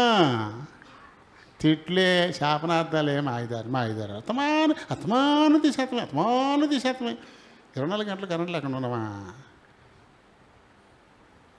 2 నిమిషాలు 4 నిమిషాలు ఆగేటప్పటికే ఇలాంటి కంప్లైంట్లన్నీ వచ్చేస్తుంటాయి. అంటే ఇలాంటి వారు సాత్వికులు కారు. సాత్వికమైనటువంటి విశ్వాసికి ఉండాల్సిన అలంకారం వారికి లేదు. ఎలా వస్తే అలా చల్లగా ఉంటే ప్రైజ్ చల్ల ఆనందం, అలా వేడిగా ఉంది అయినా ప్రైజ్ చల్ల, పట్టించుకోకదాన్ని అంతే. ఎలా ఉంటే అలా వస్తుంది అంతే. అది ఎలా ఉంటే అలా ఉంటుంది అంతే తప్ప దాని గురించి ఇదైపోవడం, ఇదైపోవడం. ఈరోజు ఇన్వర్టర్లు వచ్చేసినాయి. కరెంట్ పోతే మాత్రం ఎవరికి ఇబ్బంది ఉంది? అయినా సరే కరెంట్ తీసేశాడా? ఏమైపోయింది? నీ ఇన్వర్టర్ ఉంది, నీ ఫ్యాన్ ఆగలే, నీ లైట్ ఆరిపోలే, అయినా సరే కరెంట్ పోయేటప్పటికి కరెంట్ తీసేశాడా? అస్సలు మనం వరవలేమన్నమాట. బొత్తిగా కొంచెం కూడా అస్తమాను కంప్లైంట్. అలా కంప్లైంట్ చేసేటువంటి వారు సాత్వికులు కాదు. నీతిమంతుల మార్గం ఎప్పుడు సమానంగానే ఉంటుంది. అంటే గతుకులు లేవని కాదు, రాళ్ళు లేవని కాదు, ఎత్తు పల్లాలు లేవని కాదు. వారి మనసులో వాటి గురించిన చింత ఉండదు. ఇది ఎలా ఉంటే అలానే. అందుకని జైల్లో ఉండి ఇప్పుడు నేను ఈ రీతిగా జైల్లో ఉండడం దేవుని చిత్తం అని చెప్పేసి దానిని బట్టి ఆనందిస్తూ ఉన్నాడు. దాన్ని ఇంకొకలా ఆలోచన చేశాడు. నేను ఒకవేళ తిరిగితే ఎంతమంది దగ్గరికి తిరగలుగుతాను? ఇప్పుడు ఇక్కడ ఉన్నారు కాబట్టి అవసరమైన కాగితాలు ఇస్తున్నారు, కళాలు ఇస్తున్నారు. కాబట్టి ఇప్పుడు ఎన్నెన్ని సంఘాలు నేను స్థాపించానో అన్ని సంఘాలకి పత్రిక ద్వారా సువార్త చేస్తాను. రాసి పంపించడం మొదలెట్టాడు. ఒక్కచోటే ఉన్నాడు, అన్ని సంఘాల్లోకి వెళ్ళిపోతున్నాడు పత్రిక ద్వారా. దాన్ని ఉపయోగించుకున్నాడు ఇక్కడ. Praise the Lord. ఇది తిరగలేకపోతున్నానని, నా కాళ్ళు పీకుతున్నాయని చక్కగా విశ్రాంతిగా ఒక ఇంట్లో పెట్టి సంఘాలన్నింటికీ పత్రిక ద్వారా సువార్త ప్రకటించేటువంటి అవకాశం ఇచ్చాడు. బా, నా దేవుడు ఎంత గొప్పడు. ఇది పౌలు గారి ఉద్దేశం. అలా విశ్వాసి ప్రతి విషయాన్ని బట్టి దేవుని స్తుతించాలి. మనకి ఇబ్బందులు వస్తాయి, అది అసలు పట్టించుకోకూడదు. పట్టించుకున్నావో సనుగుడు వచ్చేది, గొనుగుడు వచ్చేది, కంప్లైంట్లు వచ్చేస్తాయి. నువ్వు కంప్లైంట్ అక్కడ కూర్చోమ్మా, అక్కడ కూర్చో. కంప్లైంట్ వచ్చింది అంటే నీలో సాత్వికం అనేటువంటి అలంకారం లేదు. నవరత్నాలు అంటారు కదా, నవరత్నాలు అంటారు కదా, ఈ నవరత్నాలతోటి జ్యువెలరీ ఉంటుంది. ఏదో ఒక రత్నం ఒక దానిలో వాడుకుంటూ ఉంటారు. ఇవి నవరత్నాలే. ఈ 9 ఆత్మఫలమై ఉన్న ఈ 9 నవరత్నాలే. ఇవి ధరించుకుంటే చాలు, వాళ్ళే నిజమైనటువంటి విశ్వాసులు. సరే, తర్వాత టైం పని. నాకు ఈ టైమే నాకు పెద్ద శత్రువు అయిపోయింది. పరిగెత్తిపోయింది. 53 నిమిషాలు అయిపోయింది. 10:53. ఎక్కడ అవుతాయి? ఇంకా మనకి ఇంకొక 4 ఉన్నాయి. దీనిలో ఇంకొక 4 పాయింట్లు మనం మాట్లాడుకోవాలి. సరే అండి, మూడవదిగా చూస్తే స్థిరత్వము కలది. ఇది స్థిరత్వం కలది, స్థిరంగా ఉండిపోతుంది, తానున్న స్థలంలోనే ఎదుగుతుంది, అటు ఇటు ఆక్రమించుకోవాలని అస్సలు అనుకోదు. మరి మిగతా చెట్టు మొదలు ఎక్కడ ఉంటుంది, కొమ్మ అక్కడ ఉంటుంది. చెట్టు మొదలెట్టు ఉంటుంది, ఈ కొమ్మ వెళ్ళి అక్కడ ఉంటుంది. అక్కడ అన్నీ మాకే కావాలా, అన్నీ మావే. వాళ్ళ విశ్వాసులు కారు. విశ్వాసి అన్నీ నావేని అనుకోరు. అందరి కోసం నేను అనుకుంటారు. అందరి కోసం నేను. ఎవరికి అవసరత ఉందో అక్కడ నేను ఉంటాను, ఎవరికి సహాయం కావాలో అక్కడ నేను ఉంటాను, ఎవరు ఇబ్బందులు ఉన్నారో వారిని నేను ఆదుకుంటాను. ఇది విశ్వాసికి ఉండాల్సినటువంటి లక్షణం. అలా కాకుండా అది నాదే, ఇది నాదే, పక్కింట్లో ఏం జరుగుతుంది, ఈ ఇంట్లో ఏం జరుగుతుంది, ముందేం జరుగుతుంది, వెనకేం జరుగుతుంది, ఎంతసేపు వీటి మీదే దృష్టిలు. ఆ గోడకు చెవిపెట్టి లేకపోతే ఈ గోడకు చెవిపెట్టి వాళ్ళేం మాట్లాడుకుంటున్నారు, వీళ్ళేం మాట్లాడుకుంటున్నారు, వాళ్ళేం చేసుకుంటున్నారు, వీళ్ళేం చేసుకుంటున్నారు, వాళ్ళేం తెచ్చుకున్నారు, వీళ్ళేం తెచ్చుకున్నారు. ఇంతే, ఇదే పరిస్థితి. అలాంటి వాళ్ళు ఎలా స్థిరంగా ఉండగలుగుతారు? ఇదివరకు చెప్పాను మీకు. మేము వ్యాపారంలో ఉన్నప్పుడు మాకు పక్క పోర్షన్లో ఒకడు ఉండేవారు, ప్రసాద్ అని. అతనేమో రికార్డ్ అసిస్టెంట్. అంటే క్లాస్ 4, జీతం తక్కువగా ఉంటుంది అని 3 ఆడపిల్లలు. ఆ వచ్చి కొంచెం జీతంతో ఆ ఇల్లు గడుపుకోవాలా, పిల్లల కోసం ఆయన చేసుకోవాలా. కాబట్టి పెద్దగా ఏం కొనలేరు. ఆ పక్కనే మేము ఉండేవాళ్ళం. అతనికంటే నా శాలరీ ఎక్కువ ఉంటుంది. నాకు 2 మగ పిల్లలు. ఏం కొనాలి వీళ్ళకి? మేము పాలకొల్లు వెళ్ళి ఏమన్నా తెచ్చుకున్నాం అనుకోండి, ఆ వెళ్ళి వచ్చేటప్పటికెల్లా వాళ్ళ గుమ్మం కాడికి వచ్చేసి నుంచి చూస్తూ ఉండేది. అలా రావడం పాపమే గుమ్మం కాడికి వచ్చేసింది, చూసేసి అక్కడి నుంచి చూస్తూ ఉండేది. మా చేతిలో ఈ సామానం చూసేది, ఇది లోనికి పెట్టుకొత్త పాప లోనికి వెళ్ళిపోయి పిల్లయి పగిలిపోయేది. అంతే. మా ఇదా మాకు ఉన్నాడు ఎందుకు మొగుడు, ఒకటి ఇదా పనుముట్ట సినిముట్ట అంటే ఓ అనేసుకుని పిల్లల్ని బాధేసింది. ఏ మనస్తత్వం ఇది? ఇప్పుడు ఆ ఇంట్లో సమాధానం ఉంటుందా? పిల్లల్ని బాధేసింది. ఆ టైంలో ఆయన ఉన్నాడు అనుకోండి, ఎందుకంటే దాన్ని కొట్టేవా అంటాడు. ఇప్పుడు గొడవ కాత వీళ్ళిద్దరి మధ్యన వస్తుంది. ఏం చేస్తాను కొట్టకని వీళ్ళంటే ఒకటి ఉంటేనే అంటది. అంతే. ఏముంది, ఏం కొనిపెట్టావు, ఏం తెచ్చిపెట్టావు? వీళ్ళు అనుకోని అవి తెచ్చుకుంటున్నారు, ఇవి తెచ్చుకుంటున్నారు, నువ్వు మాకేం తెచ్చావు? ఏం చేస్తాడు? తన స్తోమతను బట్టే ఏమైనా చేయగలుగుతాడు. తను అర్థం చేసుకున్నాడు. అది అనేసి ఆ ఇంట్లో ఏం జరుగుతుంది, ఈ ఇంట్లో వాళ్ళేం తెచ్చుకున్నారు, వీళ్ళేం తెచ్చుకున్నారు అని గోడకి చెవి అనేసి అలా చూస్తూ ఉండి ఇంట్లో గొడవలు చేసుకునే పరిస్థితి. ఇలా అది స్థిరంగా ఉంటుంది? స్థిరంగా ఉండదు ఖచ్చితంగా. అలాంటి వారు, అలాంటి లక్షణాలు కలిగిన వారు ఎప్పటికీ కూడా విశ్వాసులు కాలేరు. ఎవరిలో ఉండదు స్థిరత్వం? ఎవరికి ఉండదు? భక్తిహీనుల్లో స్థిరత్వం ఉండదు. భక్తి లేని వారు, అవిశ్వాసులు, వారిలో స్థిరత్వం ఉండదు. ఇచ్చిన మాట నెరవేర్చుకోరు. మాట ఒకటి, చేసేది ఒకటి, నెరవేర్చుకోలేరు. ఎప్పుడు కూడా స్థిరత్వం వాళ్ళకి ఉండదు. కాబట్టి వారిని విశ్వాసులకి ఎవరు ఎలా చెప్తారు? చూడండి, సామెతలు 12:3. భక్తిహీనత వలన ఎవరు కూడా స్థిరపరచబడరు. నువ్వు స్థిరపరచబడాలి అంటే ఖచ్చితంగా సద్భక్తి ఉండాలి నీలో. ఆత్మ సంబంధమైన ఈ నవరత్నాల అలంకారాన్ని నువ్వు ధరించుకోవాలి. అప్పుడే నీ భక్తిలో యథార్థత ఉంటుంది. యథార్థత లేకపోతే ఖచ్చితంగా వాళ్ళు స్థిరపరచబడేటువంటి అవకాశమే లేదు. వారిని విశ్వాసులు అని కూడా ఏ మాత్రము పిలవరు కూడా. ఇంకా ఈ తమాల వృక్షం ఏం చేస్తుంది? దానికి మొదట్లో మనం నీళ్ళేం పెట్టకలే, దానికి నీళ్ళు పెట్టకలే, అసలు మనం పట్టక్కలేదు నీళ్ళు. అదేం చేస్తుంది? భూమి అంతర్భాగంలో ఉండేటువంటి జలాలను అందుకోవడానికి వేరు ఎదురు తన్నుద్ది. వేరు ఎదురు తన్నుతుంది, లోపలికి అలా తన్నుకుని లోపల ఉండేటువంటి ఆ జలాలను అది తీసుకుని అది ఎదుగుద్ది. చూడండి, 1 కీర్తన 3వ వచనం చదవండి.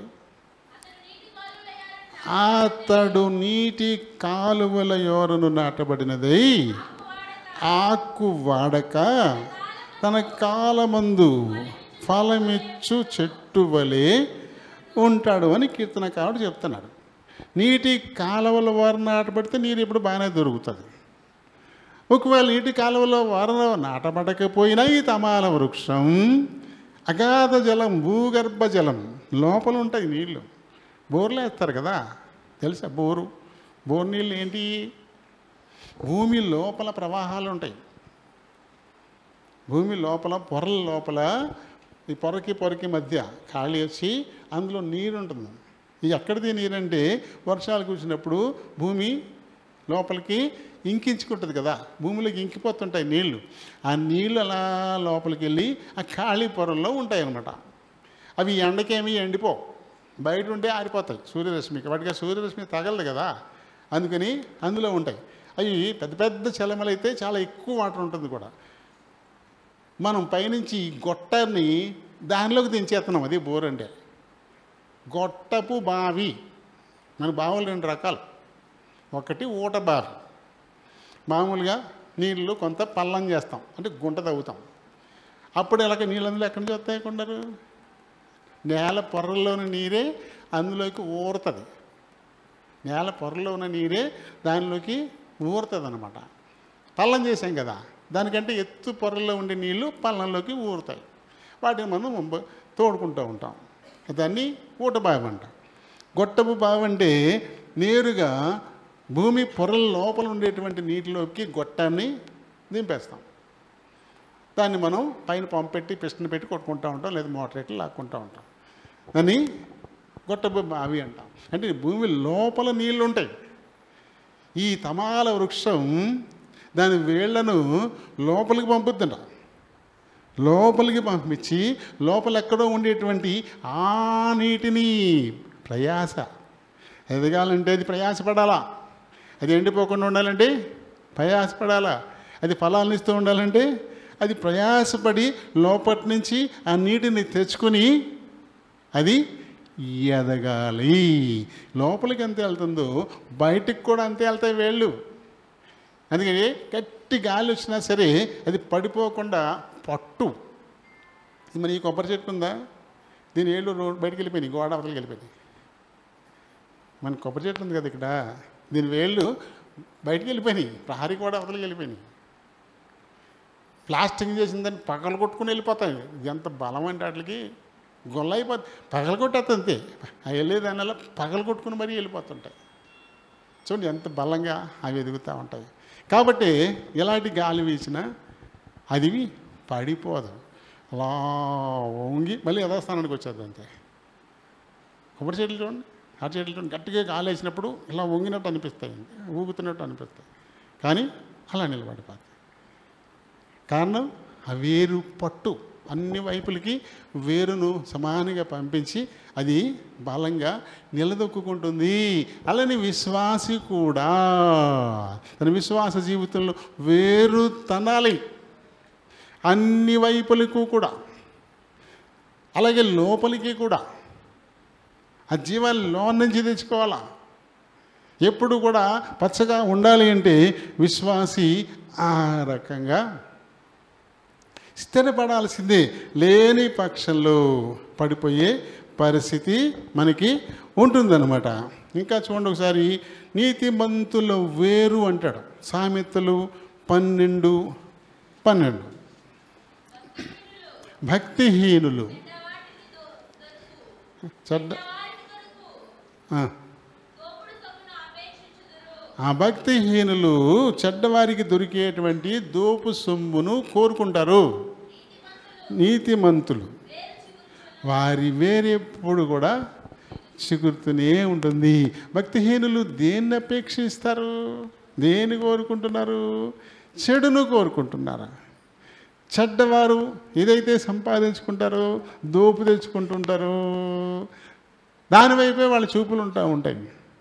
దాన్ని సంపాదించుకోవాలా అనేటువంటి ఆలోచన వారికి కలిగి ఉంటాడు. కానీ నీతిమంతులు అలా ఉండరు, తమలో తామే జీవం కలిగి ఉంటారు. అలా నిత్యము చిగురుస్తూ వారి వేరు కూడా అలా ఎండైపోదు. ఆ వేరు అలా ముందుకు ముందుకు ముందుకు ముందుకు అది చీలుతూ ఉంటుంది, అటు ఇటు పోతూ ముందుకు వెళ్ళాల్సిందే. వేరు ఆగిపోయింది అనుకోండి, దాని బలం తగ్గిపోయినట్టే ఆగిపోద్ది, ఇంకా ఆగిపోద్ది. అది అలా ఆగదంట, చిగురుతూనే ఉంటుంది వేరు, ఇంకా ముందుకు వెళ్తూనే ఉంటుంది. ఇది ఎదిగే కొద్దీ ఈ వేరు అలా వెళ్తూనే ఉంటుంది. ఈ వేరు ఎంత దూరం వెళ్తే అంత బలం ఆ చెట్టుకి. మరి ఎదిగిపోతా వేరు దన్నకపోతే ఏమైపోద్ది? పడిపోద్ది. ఇప్పుడు మనం ఈ బాప్తిస్ట్ ట్యాంక్ కట్టాం కదా, ఈ ప్రాంతంలో ములగ చెట్టు ఉండేది. ఎప్పుడు నీ ఊరు వచ్చిన కొత్తలో 96-97 ప్రాంతంలో ములగ చెట్టు ఉండేది. అది ఎందుకో వేరు అసలు లోనకెళ్ళే, చుట్టూ కొంత అలా వెళ్ళింది అంతే. ఒక గాలి వచ్చింది గట్టిగా, మొత్తం పడుకున్న చెట్టు అంతే, మొత్తం అలా పడుకుంటూ పోయింది. అది కొంచెం గాలికి ఈ పక్కన మందిరం కూడా ఉంది. సాధారణంగా పక్కన మందిరం ఉన్నప్పుడు ఎక్కువ గాలి తగలదు, ఇది అడ్డుకుంటూ ఉంటుంది. అయినా సరే ఆ చెట్టు ములగ చెట్టు మొత్తం పడుకుంటూ పోయింది. వేళ్ళు అలా పైకి లేచిపోయింది. అంటే అది భూమి లోపలికి వేరు తనలేదు. కాబట్టి కొద్దిపాటి గాలికి అది పడుకుంటూ పోయింది. అలాగే విశ్వాసి తన విశ్వాసంలో మరింతగా వేరు తన్నకపోతే ఎప్పుడూ మనకి సమస్యలు వస్తూనే ఉంటాయి. సముద్రంలో ఉండేవాడికి అలలు ఎలా వచ్చి కొడుతుంటాయో ఈ నేల మీద ఉండేవాడికి కూడా సమస్యల అలలు వస్తూనే ఉంటాయి. ఈ అలల తాకిడికి ఊగిపోకుండా పడిపోకుండా ఉండాలి అంటే వారి విశ్వాసపు వేరు లోపలికి అది తనాలి. అప్పుడు మట్టుకి విశ్వాసిగా స్థిరంగా ఉండగలుగుతారు. అలా స్థిరంగా ఉంటుంది ఈ తమాల వృక్షం. కాబట్టి విశ్వాసి కూడా అలానే స్థిరంగా ఉండాలి. అలా ఉంటేనే వారి విశ్వాసం. అలా లేనప్పుడు నేను విశ్వాసిని అని చెప్పుకుంటే అది అబద్ధం. తద్వారా దేవుని నామానికి అవమానం కూడా. ఎందుకంటే విశ్వాసిని చెప్పుకుంటూనే విశ్వాసికి తగిన క్రియలు చేయవు, అవిశ్వాసిలాగానే నువ్వు క్రియలు చేస్తుంటావు. అప్పుడు దానిని బట్టి దేవుని నామానికి అవమానం వచ్చేటువంటి పరిస్థితి. ఆయన ఘనత రాదు. ఆయన అయితే ఏం చెప్పాడు? నన్ను ఘనపరచువానినే నేను ఘనపరుస్తాను కదా. ఎదురయ్యేటువంటి ఆటుపోట్లను తట్టుకుంటూ యథార్థంగా నువ్వు ముందుకెళ్ళడం ద్వారా దేవుని నామానికి ఘనత వస్తుంది. ఓహో, ఈయన యేసుప్రభు నమ్ముకున్నటువంటి వాళ్ళు ఇలాంటి కష్టాలు వచ్చినా స్థిరంగా ఉంటారా? ఓపికగా తట్టుకుంటారా? ఏమి కంప్లైంట్ చేయకుండా ఉంటారా? సంతోషంగా ఉండగలుగుతారా? ఉంటారా అని చెప్పేసి అవతల వాళ్ళు, ఎక్కడుంది రహస్యం? ఎలా ఉండగలుగుతున్నారు? మన చిన్ని కట్టం వస్తేనే తట్టుకోలేకపోతున్నాం, ఓర్చుకోలేకపోతున్నాం, కానీ ఎలా ఉండగలుగుతున్నారు వీళ్ళు అని ఇతరులకి ఇది ఆశ్చర్యం కలుగుతుందంట. అదే చెప్పాడు, మీ సహనమును సకల జనులకు తెలియబడనియ్యండి అన్నాడు పౌలు గారు.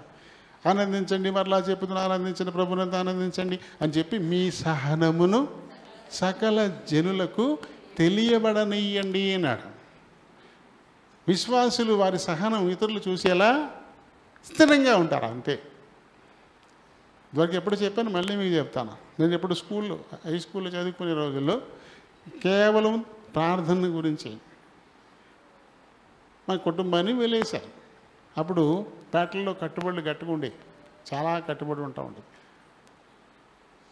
జుర్మానాలు వేస్తారు, వెళ్ళేస్తారు, ఇలాంటివి ఉంటా ఉండేవి.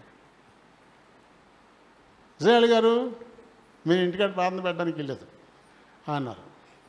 అసలు ఈ ఊరికి క్రిస్టియానిటీ తెచ్చిందే మన కుటుంబం, మన నాన్నమ్మ. కానీ ఈ చుట్టుపక్కల వాళ్ళు తాగుబోతులు అందరూ పెద్దవాళ్ళు అయిపోయిన తర్వాత వాళ్ళు వచ్చి మీరు ప్రార్థన తగ్గలేదన్న. నేను దేవుని మాట వింటాను తప్ప మీ మాట విన్న బాబు, దేవుడు నన్ను పిలిచాడు ప్రత్యేక జనాంగాన్ని ఇస్తానని, కాబట్టి నేను మీ దగ్గరికి రాలేను. నేను మీరు పెడితే ప్రార్థన పెట్టొద్దాను, పెడితే వెళ్ళేస్తామన్నారు. మీరు ఏం చేసుకుంటారో చేసుకో, మీరు ఏం వేసుకున్నా సరే, ఏం చేసుకున్నా సరే నేను ఇలాగే ఉంటాను అని స్థిరంగా ఉండిపోయాడు. 2 సంవత్సరాలు వెళ్ళే ఉన్నది మా కుటుంబం. ఎవరు మాట్లాడరు, మా మామయ్య మాట్లాడు, మా చిన్నాన్న మాట్లాడు, మా అత్త మాట్లాడు, చుట్టుపక్కల వాళ్ళు ఎవరు మాట్లాడరు. అంత కఠినంగా ఉంటుంది, సోషల్లీ బాయ్కాట్ అంటారు దాన్ని. అలా చేశారు. దేనికోసం అంటే ఇదే కేవలం ప్రార్థన, దీని గురించి పెట్టారు. మాకేమో కుర్రాళ్ళం కదా, మాకు చాలా బాధ కలుగుతుంటుంది, చాలా బాధ కలిగింది. ఏంటి ఇలా బొత్తుగా ఏంటి ఇది అని. కానీ అసలు ఆయనలో అసలు ఇంకే ఆలోచన ఉండేది కాదు. శుభ్రంగా బైబిల్ చదువుకుంటూ కూర్చునేవాడు, లేకపోతే సంచి తగిలించుకుని ఊళ్ళోకి వెళ్ళిపోయాడు. అసలు ఆ చింతే ఉండేది కాదు. మా అమ్మ ఆ పనులన్నీ అయిపోయాక ఆయన ఎక్కడో తలుపు జారిపడి పుస్తకం తీసుకుని పాటలు పాడుకుంటూ ఉండేది ఆవిడ. అది ఏంట్రా బాబు, వీళ్ళు ఉన్న పరిస్థితి ఏంటి, ఇలా ఎంత సంతోషంగా ఎలా ఉండగలుగుతున్నారు? అది ఇవేమీ వాళ్ళకి ఎందుకు గుర్తు రావట్లేదు. మాకు మట్టు చాలా కంపనం అయిపోయింది. వాళ్ళు అంత హ్యాపీగా ఉండేవారు. ఏంటి వారికి మాకు తేడా? వాళ్ళు విశ్వాసులైనటువంటి వారు, మేము విశ్వాసులు కాదు. కాబట్టి అది మాకు చాలా ఇబ్బందికరంగా ఉండేది. వాళ్ళకి అసలు దానికి చింత లేదు, దాన్ని అసలు పట్టించుకోలేదు. పని అవకాశాలు లేవా అంటే మా బావగారు భీమవరంలోనే కోర్టులోను అని అడ్గుమస్తగా పనిచేసేవారు. కోర్టు కనెక్షన్ అది. ఆయన వచ్చి, మామయ్య ఈ కాగితం మీద సంతకం పెట్టండి, మొత్తం వీళ్ళందరినీ పట్టుకెళ్ళి చల్లాయించేస్తాన్నాడు. ఈ సంతకం పెడితే చాలు, ఎవరెవరు ఈ పెద్దలందరినీ తీసుకెళ్ళిపోయి ముందు చల్లాయిస్తారు. ఏ బాబు నేను కంప్లైంట్ పెట్టలేదు అనుకుంటున్నావా అని అడిగిన. ఎక్కడ అంటే నా కోర్టు పైన ఉంది, నా కంప్లైంట్ అప్లై చేసేసాను, ప్రభు దగ్గర పెట్టేశాను, అది ఎప్పుడు జవాబు రావాలో అప్పుడు వస్తుంది. దేవుడిచ్చే తీర్పు చాలా న్యాయంగా ఉంటుంది, అది సమాధానకరంగా ఉంటుంది. ఈ లోక సంబంధంగా కోర్టులు ఇచ్చేటువంటి తీర్పులు మనుషుల మధ్య దూరాన్ని ఇంకా పెంచుతాయి, కలహాలు కక్షలు పెంచుతాయి. కానీ ప్రభు తీర్పు ఎప్పుడు కూడా చాలా చక్కగా ఉంటుంది. ఆయనకి ఎప్పుడో పెట్టేశాను అన్నాడు ఆయన. అలా అన్నట్టుగానే ఆ తీర్పు వచ్చింది. చెప్పాను కదా ఇదివరకు, మీకు గుర్తుందా? ఆ పేటలో కొంచెం గొడవలు అయినాయి, ఎస్సీలకి కాపులకి మధ్యన గొడవలు అయినాయి, కొట్టుకున్నారు కూడా. ఎస్సీ ఎస్టీ అట్రాసిటీ కేసు అయింది. కేసు అయితే అప్పుడు అలాంటి కేసులకి ఏం చేస్తారంటే ఎస్పీనో డిఎస్పీనో నేరుగా ఇక్కడికే వచ్చేసి విచారణ చేస్తారు. అక్కడికే వచ్చేసి విచారణ చేస్తారు. వీళ్ళని అక్కడ నమ్మంటం కాదు, ఇక్కడికి వచ్చేస్తారు వాళ్ళు. డిఎస్పీ వచ్చాడు ఇక్కడికి విచారణ చేయడానికి. కబురు వచ్చింది, రేపు వస్తున్నా డిఎస్పీ, అందరినీ అందుబాటులో ఉండమని చెప్పేసి కబురు వచ్చింది. అంతే అంతే. ఆ రాత్రికి ఆ పెద్దలన్న వాళ్ళు వచ్చేసారు. ఇజ్రాయెల్ గారు, తప్పు మాదేనండి బాబా, పాదం చేసుకున్నందుకు ఇలా అంటామా, దయతో మాకు క్షమించండి, ఏం వద్దులండి, నీకు ఎల్లుకి ఏమీ లేవు, మీ ఇష్టం, మీరు ఏం చేసుకుంటారు చేసుకోండి, మీరు పాదం పెట్టుకుంటారు పెట్టుకోండి, ఏలేని ఇటువంటి ఏం లేవు, వద్దండి బాబు అని చెప్పేసి వాళ్ళే కలిపేసుకున్నారు. వాళ్ళే వచ్చేసి కలిపేసుకున్నారు. అన్నట్టుగానే తెల్లారి ఆయా డిఎస్పీ వచ్చాడు. మొత్తం వాళ్ళకి వీళ్ళకి మధ్యన పెద్ద వాదాలు జరిగాయి. వాదాలు అయితే అవతల ఆయన, ఏమండి మేము పాపలమే, మేము వ్యభిచారులమే, మేము దుర్మార్గులమే, మా మీద కేసులు ఎట్టచ్చు, మీరు రావచ్చు. కానీ ఈ పేటలోనే ఒక ఆయన ఉన్నాడండి బాబు, దేవుడైనా, ఆయన పాపం తప్ప ఏమీ చేయడండి. 2 ఏళ్ళు ఎల్లు చేశారండి ఇలా అన్నాడు ఆయన. 2 ఏళ్ళు వెలేసారండి వాళ్ళే అన్నాడు. కళ్ళు ఎర్రవేసాడు ఆయన డిఎస్పీ గారు. సోషల్ బాయ్కాట్ ఎవడైనా అని గట్టిగా కేకలు పెట్టేశాడు. అది బాబు ఏమి లేవండి బాబు, అలాంటి ఏమి లేవండి, మేము అందరూ సమాధాన పడిపోయాడు, మాకు గొడవలు ఏమి లేవండి బాబు అని చెప్పేశారు. నిజంగా వాళ్ళు వచ్చి చేసుకోకుండా ఉంటే, తెల్లారి ఈయన్ని గెలిచి ఉంటే ఏమవును, అప్పుడు ఇబ్బందే కదా. తర్వాత ఈ కుటుంబం మీద అవతల వాళ్ళు కక్ష పెట్టుకుంటారు కదా. ఇప్పుడు మామగారు తీసుకెళ్ళి అరెస్ట్ చేయండి, జైల్లో పెట్టినా ఎంతమందిని చేయాలి వేయించారో అన్ని కుటుంబాలు మాకు విరుద్ధమైపోతాయి, మమ్మల్ని జైల్లో పెట్టించారని చెప్పి. కక్ష పెరుగుద్దా తగ్గుద్దా? పెరిగిపోద్ది కదా. కానీ దేవుడిచ్చే తీర్పు ఎలా ఉంది? ఎంత ప్రశాంతంగా ఉంది. ఏం లేవు. అది నేను పైకోర్టులో పెట్టాను కంప్లైంట్, ఆ దేవుడు తీర్పిస్తాడు తగిన సమయం అందు అంటే మొత్తం ఇవన్నీ సమకూర్చాడు దేవుడు. ఆ డిఎస్పీని ఈ ఊరికి తీసుకొచ్చే పరిస్థితులు సమకూర్చాడు. ఆఖరికి వాళ్ళే వచ్చేసి క్షమాపణ అడిగేసి కలిపేసుకున్నారు పరిస్థితులు. దేవుడు ఊరుకునే ఉండడు. విశ్వాసి నిలబడాలంతే, తన విశ్వాసంలో స్థిరంగా నిలబడాలి. కాబట్టి ఈ చెట్టు స్థిరత్వము గలది, అలానే విశ్వాసులు కూడా స్థిరంగా ఉండాలి. టైం 11:15 అయిపోయింది. ఈవేళ అవదలేదు ఇది. మళ్ళీ నెక్స్ట్ వీక్ మనం కంటిన్యూ చేసుకుందాం. చూడండి మరి ఏం చెప్తారు ఈయన. 12వ వచనం చదవరు ఒకసారి. నీతిమంతులు ఖర్జూర వృక్షము వలె. మువ్వు వేస్తారు, మువ్వు వేస్తూనే ఉంటారు. ఆ మువ్వు కనపడదు, అది పైకి వచ్చి ఆక వచ్చేంత వరకు అందులో మువ్వు ఉందనే సంగతి మనకి తెలియదు. కనబడకుండా ఎదుగుతూనే ఉంటారు. నీతిమంతులు కూడా వారి అభివృద్ధి కనబడదు బయటికి, కానీ మెల్లమెల్లంగా అభివృద్ధి కనబడుతుంది, పెరుగుతుంది. అలానే ఉండాలి. మువ్వులో ఎదిగిన తర్వాత అది ఈ కచ్చం వేయడం మొదలెట్టిన కాడి నుంచి కమ్మకు ఒక గెల వస్తుంది. కమ్మకి గెల వస్తుంది. కమ్మ లేని గెల అంటూ ఉండదు. కమ్మ వచ్చింది అంటే దానికి గెల వచ్చింది. మీరు కొబ్బరి చెట్లు చూడండి, కమ్మకు ఒక గెల ఉంటుంది. ఈ తమాల వృక్షాలు కూడా అంతే. ప్రతి కమ్మ నుంచి ఒక గెల వస్తుంది. ఒక గెల నుంచి చాలా చిలవల పళ్ళుగా చాలా వచ్చేసి ఒక్కొక్క దానికి ఎన్నెన్నో కాయలు, గుత్తులు కాయలు. అది ఫలించేటప్పుడు అంత అద్భుతంగా ఉంటుందన్నమాట. నీతిమంతులు కొంతకాలం స్థిరంగా దేవుల్లో ఎదగలిగితే ఆ తదుపరి వారిలో నుంచి వచ్చేటువంటి ఆత్మీయ ఫలాలు ఎంత మధురంగా ఉంటాయండి. ఇంతింత కాయలు ఉన్నప్పుడు ఏమైనా చెట్టు ఆకర్షణీయంగా ఉంటుందా? ఆ కాయలు పెద్దవయ్యి ఇంతంత అయ్యి రంగు వచ్చేసరికి అందరి కళ్ళు దాని మీదే ఉంటాయి.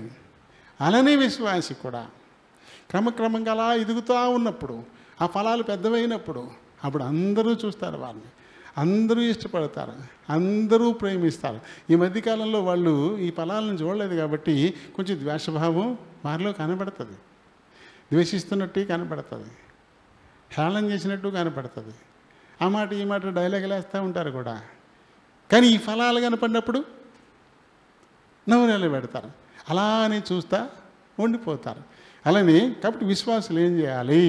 ఈ ఆత్మీయ ఫలాలు ఎదిగి అందరికీ కనపడేంతగా ఓపికతో ముందుకు మనం వెళ్ళాలి. అందుకని ఈ తమాల వృక్షంతో విశ్వాసిని పోల్చాడు. మొదటిది ఏంటి చెప్పండి? ఇది చాలా అందమైనది. విశ్వాసులు కూడా చాలా అందంగానే ఉంటారు. ఎప్పుడు ఈ ఆత్మీయ అలంకారమని ఈ నవరత్నాలనేటువంటి ఆత్మఫలాన్ని ధరించుకున్న రోజున అందరూ వారిని చూస్తారు, అందరూ వారిని ఇష్టపడతారు, అందరూ వారు మాట్లాడితే వినాలని ఆశపడతారు, అందరూ వారితో సహవాసం చేయాలని కూడా ఇష్టపడేవారుగా ఉంటారు. తర్వాత రెండోది ఏంటి? అది త్వరపడి ఏమి ఎదగదు, చాలా నిదానంగా ఎదుగుతుంది. విశ్వాసి కూడా తమ విశ్వాసంలో నిదానంగా ఎదగాలి తప్ప ఒక్కసారి నేను చాలా గొప్పని అయిపోవాలి, చాలా గొప్పదాన్ని అయిపోవాలా, ఇలా అనుకోకూడదు. అలా అనుకున్న రోజున దెబ్బతినే పరిస్థితులు వచ్చేస్తాయి. మూడోది ఏంటి? స్థిరత్వం. విశ్వాసులు కూడా స్థిరంగా ఉండాలి, స్థిరంగా ఉండాలి. ఇది మనకి లోపిస్తుంది విశ్వాసులకి. దగ్గర దూరం, అయినోళ్ళు కానోళ్ళు ఇలాంటివి మొదలు పెట్టేస్తున్నారు. దగ్గరగా ఉంది అంతే, చక్కగా వస్తారు ఇక్కడికి, ఆ ఇంటి పక్కన ఎవరిని మందిని పెట్టారనుకోండి, అందులోకి వెళ్ళిపోతారు. దగ్గర అంటే ఈ విశ్వాసంలో ఎక్కడ స్థిరత్వం ఉంది? ఈ విశ్వాసం ఎంత దూరమైనా నేను తీసుకెళ్ళాలి, అప్పుడే నువ్వు స్థిరంగా ఎదుగుతావు. అంతే తప్ప దగ్గర వచ్చిందని చెప్పేసి అంతకంటే దగ్గర వస్తే మళ్ళీ మారిపోతావా? ఇంటి పక్కనే ఉన్నది మళ్ళీ మారిపోతావా? ఇంకెక్కడుంది నీలో స్థిరత్వం?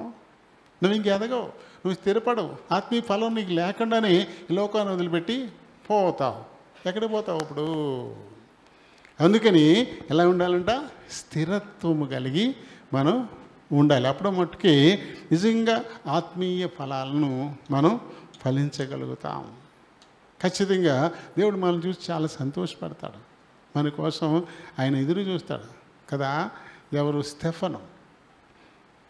మంచి ఆత్మీయ ఫలాలు కలిగిన వాడు. ఈ లోకం ఆయన్ని ద్వేషించి రాళ్ళతో కొట్టి చంపుంది, కానీ ఆయన ఏం చూశాడు? అపోస్తుల కార్యాలు 7వ అధ్యాయము ఎక్కడుంది? 50 అమ్మా? 55 చూడు ఏం చూశాడు ఆయన? ఆకాశము తెరవబడడం, మనుష్య కుమారుడు దేవుని కుడి పార్శ్వమున నిలిచి ఉండుటయు. ఆయన కూర్చోలే, మనుష్య కుమారుడు కూర్చోలేడు. ఈ స్టెఫను కోసం నిలబడి ఆహ్వానిస్తున్నాడు ఆయన. నిలబడి స్టెఫనుకి ఎంత గౌరవం ఇస్తున్నాడో చూడండి ఆయన, ఎంత గౌరవం. స్టెఫను అనేటువంటి ఒక విశ్వాసి, తనలో ఫలించినటువంటి ఈ ఆత్మీయ ఫలం తన కోసం దేవుడే లేచి నిలబడే, అంటే ఆయన దూతలను పంపించాడు. ఈ ఆత్మను ఆయన దగ్గరికి తీసుకెళ్ళిపోతాయి. ఆ ఆత్మను రిసీవ్ చేసుకోవడం కోసం మనం చూడండి, పెద్దవాళ్ళు మన ఇంటికి వస్తే ఏం చేస్తాం? కూర్చుని ఉంటామా? ఎవరిని పెద్దలు మన ఇంటికి వస్తే కూర్చుని ఉంటామా? కూర్చుని రండి అంటామా? ఏం మాట్లాడరండి? ఏం చేస్తాం? ఎవరిని పెద్దవారు మన ఇంటికి వస్తే ఏం చేస్తాం? లేచి నిలబడతాం, లేచి నిలబడి సాధారణంగా ఆహ్వానిస్తాం. అది కదా గౌరవం, అదే కదా గౌరవం. ఇప్పుడు మనం 6ంటికి వెళ్ళామనుకోండి, పెద్దవాళ్ళ ఇంటికి వెళ్ళామనుకోండి, ఆయన లోపల ఉన్నాడు, బయట మనల్ని కూర్చోబెట్టారు. అప్పుడు ఆయన వచ్చేటప్పటికి కూర్చొనే ఉంటామా? అప్పుడు కూడా మనం లేచి నిలబడతాం. ఎందుకంటే అది పెద్దరికం. ఆయన మన ఇంటికి వచ్చినా మనం లేచి నిలబడతాం. మనం 6ంటికి వెళ్ళి కూర్చున్నా ఆయన లోపల నుంచి వచ్చేసరికి మళ్ళీ మనం లేచి నిలబడతాం. అది విశ్వాసి లక్షణం. విశ్వాసి అలానే ఉండాలి. పెద్దరికానికి గౌరవం ఇవ్వాలా ఎప్పుడు కూడా. నువ్వు 6ంటికి వెళ్ళినా సరే, ఎమ్మెల్యే గారి ఇంటికి వెళ్ళావు, ఆయన లోపల ఉన్నాడు, ఆ బయట నేను కూర్చోబెట్టారు, ఆయన వచ్చేసరికి కాలు మీద కాలేసి కూర్చొని ఉంటావా? నమస్కారం అంటావా? ఆయన వస్తుంటే ఏం చేస్తాం? ఆయన వస్తున్నారని చెప్పటికి ఏం చేస్తాం? గబగబా లేచి నిలబెడతాం. అప్పుడు ఆయన కూర్చోండి అంటాడు, అప్పుడు కూర్చుంటాం. అది కదా గౌరవం, అది కదా పెద్దరికానికి ఇచ్చేటువంటి గౌరవం. అప్పుడే కదా నీకు మేలు కలుగుతుంది. నీ మేలు కలిగేది అప్పుడే. కొంతమంది దాన్ని పట్టించుకోరు, విస్మరిస్తుంటారు. మన ఇంటికి వస్తే మనం లేచి నిలబడతాం కదా, వాళ్ళ ఇంటికి వెళ్ళినప్పుడు మనం నిలబడేదేంటి?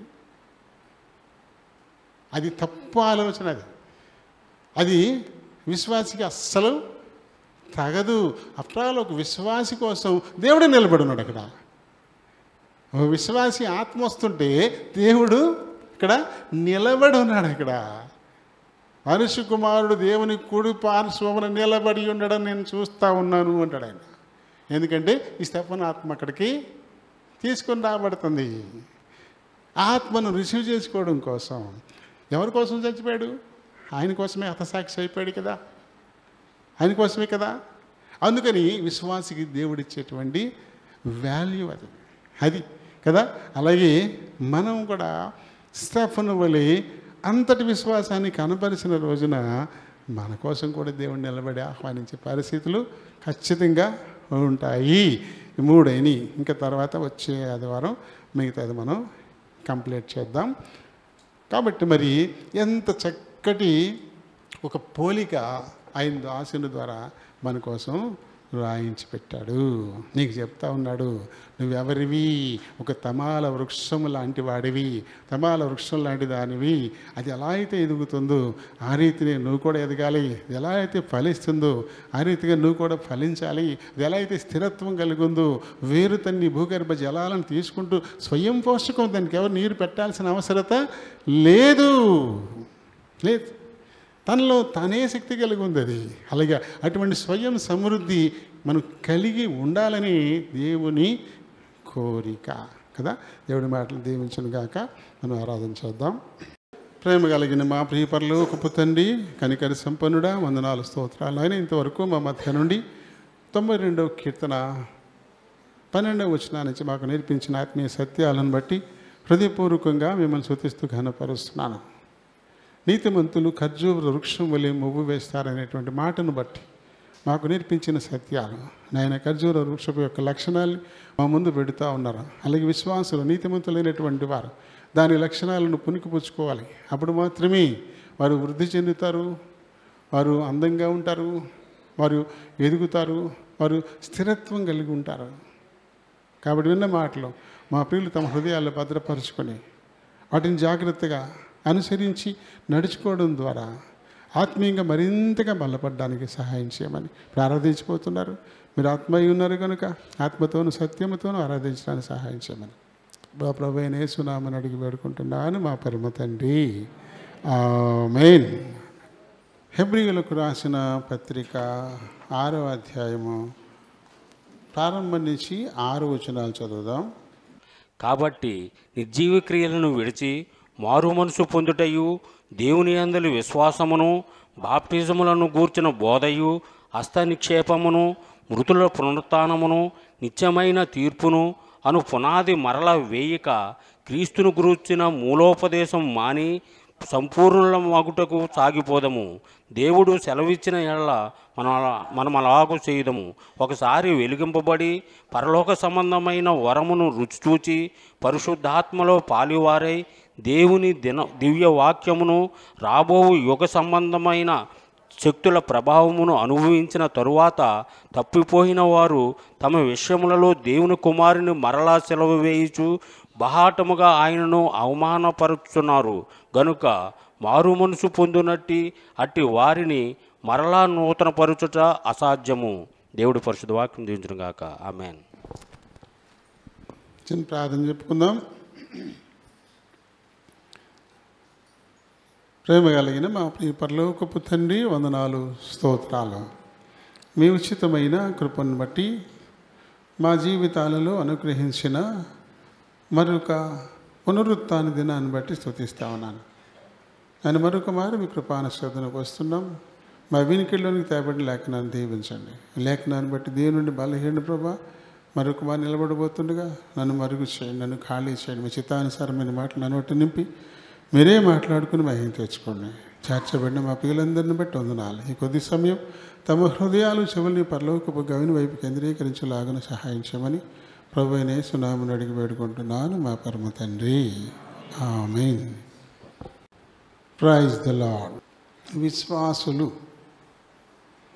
విశ్వాసులు కాకపూర్వం ఉన్నటువంటి సాధారణమైన వారు, వారికి వీరికి మధ్యన ఉండాల్సినటువంటి ఈ ప్రత్యేక లక్షణాన్ని మరి మన పితరుడైన పౌలు గారు హెబ్రీ సంఘం ఆయనతో రాస్తూ ఈ రకంగా చెప్తా ఉన్నారు. మొదటి 1-2 వచనాలు ఇవి మనం వాటి దగ్గరే ఆగిపోతున్నాము అని ఆయన బాధ. మారు మనసు, పశ్చాత్తాపం, బాప్తిస్మం, ఇంకా ఇవే అంటాడు. చూడండి, మారు మనసు, విశ్వాసమును, హస్త నిక్షేపణమును, మృతుల పునరుత్థానమును, నిత్యమైన తీర్పును అనేటువంటి పునాది మళ్ళీ వేయకుండా అంటాడు.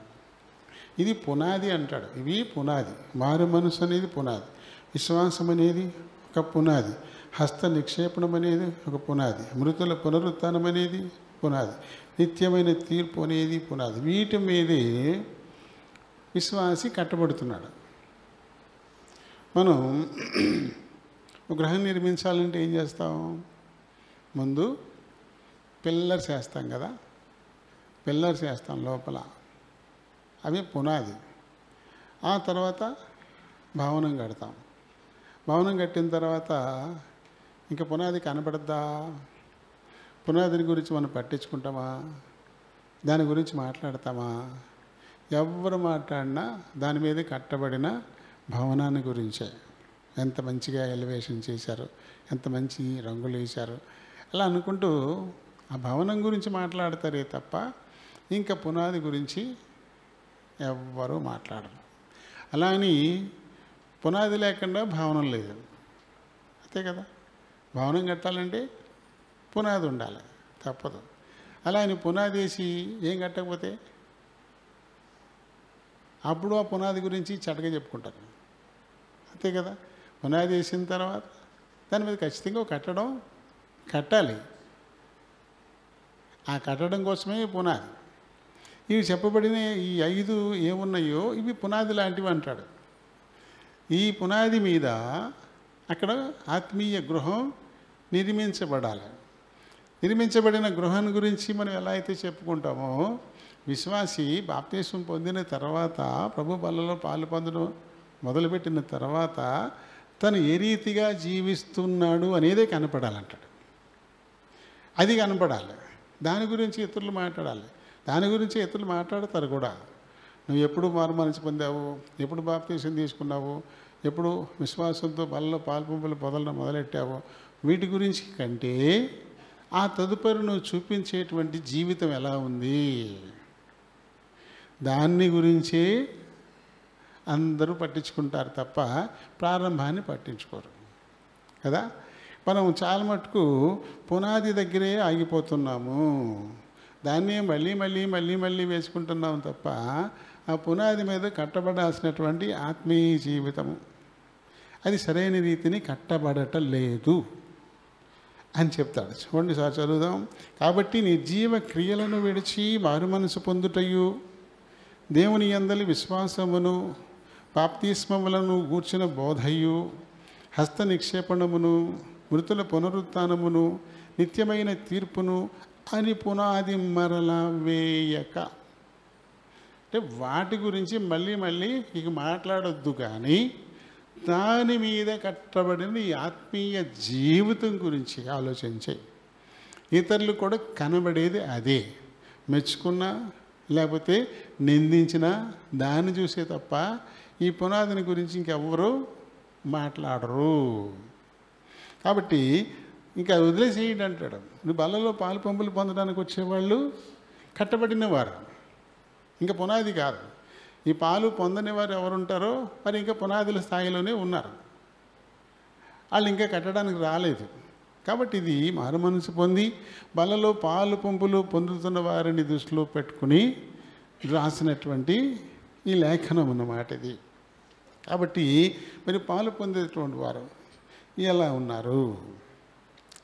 కొద్ది ఏమంటాడంటే ఆయన, ఒకసారి వెలిగింపబడి పరలోక సంబంధమైన వరమును రుచి చూచి పరిశుద్ధాత్మలో పాలివారే దేవుని దివ్య వాక్యమును రాబో యుగ సంబంధమైన శక్తుల ప్రభావమును అనుభవించిన తరువాత తప్పిపోయిన వారు. అంటే మారు మనసు పొందేసి, బాప్తిస్మం పొందేసి, విశ్వాసం చేసి కదా, హస్త నిక్షేపణం ఇలాంటివన్నీ జరిగిపోయి దేవుని నిత్యరాజ్య వారసత్వాన్ని గురించి కూడా వినేసి ఒక నిర్ణయానికి వచ్చేసి అప్పుడు బాప్తిస్మం పొంది బలలో పాలు పొందడం మొదలెడతారు. మొదలుపెట్టిన తర్వాత అది జీవితం సస్టైన్గా ఉండాలి. అక్కడే సస్టైనబిలిటీ నిలకడ ఉండాలి. నిరంతరంగా ఆ విశ్వాసాన్ని కనబరుస్తూ ఉండాలి, ఆ క్రియలను కనబరుస్తూ ఉండాలి.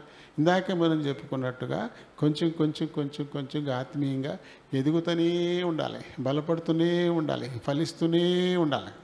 అలా కాకుండా తిరోగమనం వస్తే ఇంతదాకా వెళ్ళిన తర్వాత తప్పిపోయామనుకోండి, ఆ తప్పిపోయిన వారి పరిస్థితి ఏమంటాడు? మళ్ళీ దేవుని కుమారుణ్ణి వాళ్ళు దుఃఖ పెడుతున్నారు, బాధపడుతున్నారు. చూడండి, సౌలును రాజుగా నిర్ణయించినందుకు దేవుడు బాధపడ్డాడు. ఇలాంటి వాడిన ఇజ్రాయేల్ మీద రాజుగా నేను నియమించాను, ఇలాంటి వాడిన నేను కోరుకున్నాను, ఇలాంటి వాడిన అభిషేకించమని సమూయేలుతో చెప్పాను అని తన నిర్ణయానికి ఆయన చింతించాడు, పశ్చాత్తపడ్డాడు, బాధపడ్డాడు. అలాంటి పరిస్థితి తప్పిపోయిన వారి గురించి ఉంటుందంట. ఇలాంటి వారి కోసమైనా నేను సిలువ మోసింది, ఇలాంటి వారి కోసమైనా నేను కొరడా దెబ్బలు తిన్నది, ఇలాంటి వారి కోసమైనా ముళ్ళ కిరీటాన్ని ధరించింది, ఇలాంటి వారి కోసమా ఉమ్మేయించుకున్నది, ఇలాంటి వారి కోసమా హింసించబడింది, అవమానించబడింది, ఇలాంటి వారి కోసమైనా సిలువ మీద అంటగొట్టబడి చనిపోయింది, మరణాన్ని గెలిచింది, ఇటువంటి వారి కోసమేనా అని ఆయన మళ్ళీ ఆ బాధలన్నీ మళ్ళీ ఒకసారి గుర్తు తెచ్చుకుంటాడంట. ఈ తప్పిపోయిన వారిని బట్టి ఎవరైతే తప్పిపోతారో తమ విషయములు దేవుని కుమారుని మరలా సిలువ వేయుచు బహాటముగా ఆయనను అవమానపరచుచున్నారు గనుక అంటాడు. ఆయన మళ్ళీ చినవేస్తున్నాం, ఆయన నామానికి అవమానం కూడా వస్తుంది. వాళ్ళలో పాలు పొందుతున్న వారై ఆత్మఫలం అనేది లేకుండా ఇంకా శరీర కార్యాల్లోనే ఉన్నారనుకోండి, అలాంటి వారిని గురించి ఆయన మళ్ళీ బాధపడతాడు. అలాంటి వారిని బట్టి దేవుణ్ణి ఇతరులు కూడా అవమానిస్తారు. మరి మన మోహన్ దాస్ కరమ్చంద్ గాంధీ గారు, మన జాతిపిత గాంధీ, ఆయన బైబిల్ బాగా చదివాడు. బైబిల్ బాగా చదివి క్రైస్తవులు అనుకున్న వారికి ఒక ఛాలెంజ్ విసిరాడంట. బైబిల్ మంచిది, ఇందులో ఉన్న బోధనలన్నీ కూడా చాలా మంచివే, ఒక్కటి కూడా తప్పుపట్టడానికి లేదు, కానీ ఈ ప్రకారంగా జీవించేవాడిని ఒక్కడిని చూపించండి, నేను ఇప్పటికిప్పుడు క్రైస్తవుడిగా మారిపోతాను అన్నాడంట. ఎంత నమ్మకం ఆయనకి! ఒక్కడు కూడా లేడని, ఒక్కడు కూడా ఇది చదువుతారు కానీ ఈ ప్రకారంగా నడుచుకునే వాళ్ళు ఒక్కరు కూడా లేరని ఆయనకి అంత నమ్మకం. ఛాలెంజ్ విసిరాడంట, నేను ఇప్పటికిప్పుడుగా క్రైస్తవుని అయిపోతాను, ఈ ప్రకారంగా నడుస్తున్న వారిని ఒక్కరిని చూపించండి అని చెప్పేసి ఛాలెంజ్ విసిరాడంట. అలా ఛాలెంజ్ విసడానికి ఎవరు అవకాశం ఇచ్చారు? జీవించని వారే కదా, క్రైస్తవులమే అని పేరు పెట్టుకుని క్రీస్తు బోధనలను అనుసరించి బ్రతకని వారే కదా ఇలాంటి అవకాశం ఇచ్చిన వారు. అందుకని మిమ్మల్ని బట్టే కదా ఆ నామము అన్యజనుల మధ్య దూషింపబడుతుంది అంటాడు కదా. ఆయన మళ్ళీ మనం అవమానపరుస్తున్నాము. కాబట్టి మారు మనసు పొందినట్లు అలాంటి వారిని మళ్ళీ సరిచేయడం అసలు వీలు పడదంట. ఒకసారి మారు మనసు పొంది బాప్తిస్మం పొంది బలలో పాలు పొందుతూ ఆ తర్వాత తప్పిపోయిన వాళ్ళు ఎవళ్ళు ఉంటారో వాళ్ళు మళ్ళీ గుణపరచడం వీలు పడదండి. అంటే ఇంకా వాళ్ళు నరకానికే వెళ్ళిపోతారన్నమాట. చూడండి ఒకసారి మరి జాగ్రత్తగా వినండి. అట్టి వారిని మరల నూతన పరచుట అసాధ్యము, అసాధ్యం అంతే. అలాంటి వారికి మళ్ళీ నూతన పరచబడరు, ఇది పోయినట్టే. వాళ్ళు పాతాళానికి వెళ్ళిపోతారు. కాబట్టి కట్టబడినటువంటి ఆ పునాది మీద ఇంకా మనసు అలా పక్కన ఉంచేసి అది అలా సరిపడిపోయింది, అది భూమి లోపల ఉండిపోయింది, దాన్ని ఎవరు పేకలేరు. ఇంకా ఆ పైన ఉండేటువంటి కట్టడం అది, దాన్ని అందరూ చూస్తారు. ఒక పగుళ్ళు వచ్చినా దానికే వస్తాయి, పెచ్చులు ఊడిపోయినా దానికే ఊడిపోతాయి, నేను నాసు పట్టేసినా గార పట్టేసినా మొక్కలు మొలుసుకొచ్చినా దానిలో నుంచి వస్తాయి, నెరలు కొట్టేస్తుంది. అదే అందరి కళ్ళ అదే పడుతుంది. కాబట్టి ఇప్పుడు దాని గురించి మనం జాగ్రత్తగా ఆలోచిస్తాం. ప్రతి ఇల్లు మాసిపోయినట్టుంది, మొక్కలు వస్తున్నాయి, మళ్ళీ రంగులేద్దామా అని చెప్పేసి మళ్ళీ ప్యాచ్ వర్కులు చేసి మళ్ళీ రంగులు వేసుకుంటూ ఉంటాం మనం. లేదా అందరూ చూస్తూ ఉంటారు దాన్ని, ఇంకే రంగులు వేసిన తర్వాత మళ్ళీ అబ్బా భలే ఉందనుకుంటారు. అందుకుముందు ఇంటికి అవకాశం ఉంది, కానీ మన ఆత్మీయ జీవితానికి మళ్ళీ అవకాశం లేదంట. ఒకసారి అది కట్టబడిన తర్వాత అది పగలు రాకూడదు, అది ఇంకా పెచ్చులు ఊడిపోకూడదు, అది ఇంకా వెలిసిపోకూడదు, అది స్థిరంగా అలాగే ఉండిపోవాలా. మళ్ళీ వెనక్కి తిరిగి వచ్చిందంటే దాన్ని బాగు చేయడం మళ్ళీ ఇంకెవ్వరి వల్ల కాదు. అటువంటి ఇల్లు కట్టుకున్నటువంటి వారిని ముందు మెచ్చుకున్నారు అందరూ, చాలా భలే కట్టాడు. ఆ తర్వాత అది నాచిపట్టేసి అది పగిలిపోయి మొక్కలు వచ్చేసి పాడైపోతూ ఉంటే మళ్ళీ ఏమంటారు, ఎందుకంత ఇల్లు కట్టుకున్నాడు, దానికి రంగు లేదు పాడలేదు, అది పట్టించుకోవడం బతుకలా అయిపోయిందని మళ్ళీ దారిపోయి మళ్ళీ దాని అదొక రకంగా చూస్తారు దాని. ఇంకా అందుకుముందు ఆనందంగా చూసిన వాళ్ళే ఇప్పుడు మొహం చెట్లేసుకుంటారు కదా. అలాగే మనం మారు మనసు పొంది బాప్తీసం పొంది పాలలో పాలు పొందడం ప్రారంభించిన తర్వాత కొంతమంది మనం చాలా గొప్పగా మన గురించి ఆలోచిస్తారు, చూస్తారు. ఆ తర్వాత దారి తప్పిపోతే అది మళ్ళీ హీనపరుస్తారు, దేవుణ్ణి కూడా అవమానపరుస్తారు. కాబట్టి చాలామంది ఏం చేస్తుంటారంటే ఇంకా పునాది దాని గురించే ఆలోచన చేస్తుంటారండి. దాని గురించి మారు మనసు పొందామా, బాప్తీసం పొందామా, పాలు అక్కడ వరకే ఆగిపోతుంటారు. కానీ ఆ తర్వాత జీవితాన్ని గురించి పెద్దగా పట్టించుకోరు. యేసుప్రభు జీవితాన్ని మనం 2 రకాలుగా విభజించుకోవచ్చు. ఆయన 33.5 సంవత్సరాలు బతికితే 30 + 3.5 చేసుకోవాలి. 30 సంవత్సరాలు ఆయన ఎక్కడున్నాడో ఏం తెలియదు. 3.5 సంవత్సరాలు పరిచర్య చేశాడు. ఎక్కడున్నాడో తెలియదు, కానీ చేయడానికి వీలుగా ఆయన తరబీదు పొందినవాడే, ధర్మశాస్త్రాన్ని పరిశీలించిన వాడే, చాలా పరిశుద్ధంగా జీవించిన వాడే, తల్లిదండ్రులకు తను విధేయత చూపించిన వాడే. తర్వాత పనికి వచ్చాడు. 3.5 సంవత్సరాలు పరిచర్య, 30 సంవత్సరాలు పరిశుద్ధ జీవితం. యేసుప్రభులోని పరిశుద్ధ జీవితాన్ని పట్టించుకోవట్లే జనం, పరిచర్యనే పట్టించుకుంటున్నారు. ఆయనలాగానే పరిచర్య చేసేయాలి, ఆయనలాగానే బోధించేసేయాలి, ఆయనలాగానే స్వస్థపరిచేసేయాలి, ఆయనలాగానే తిరగాలి. ఇది కానీ దీనికంటే ముఖ్యమేంటి? పరిశుద్ధ జీవితం. ప్రభువులే నువ్వు పరిశుద్ధంగా జీవిస్తే ఆ తర్వాత ఏమైనా చేయొచ్చు. ముందు నువ్వు పరిశుద్ధతనే చూస్తారు ఇతరులు, చేసే క్రియలను బట్టి కాదు. ఇప్పుడు ఎంతోమంది మేము స్వస్థపరుస్తున్నాం అది ఇది చెప్పుతున్నారు, కానీ వారిని ఎలా చూస్తున్నారు జనం? ఎర్రివాళ్ళుగా చూస్తూ ఉన్నారు. దేవునికంటే వీళ్ళని గొప్పపరుచుకుంటున్నారు, వీళ్ళు వేషధారులే బతుకుతున్నారని చెప్పుకుంటున్నారు. ఎందుకంటే అది నిజాలు కాదు,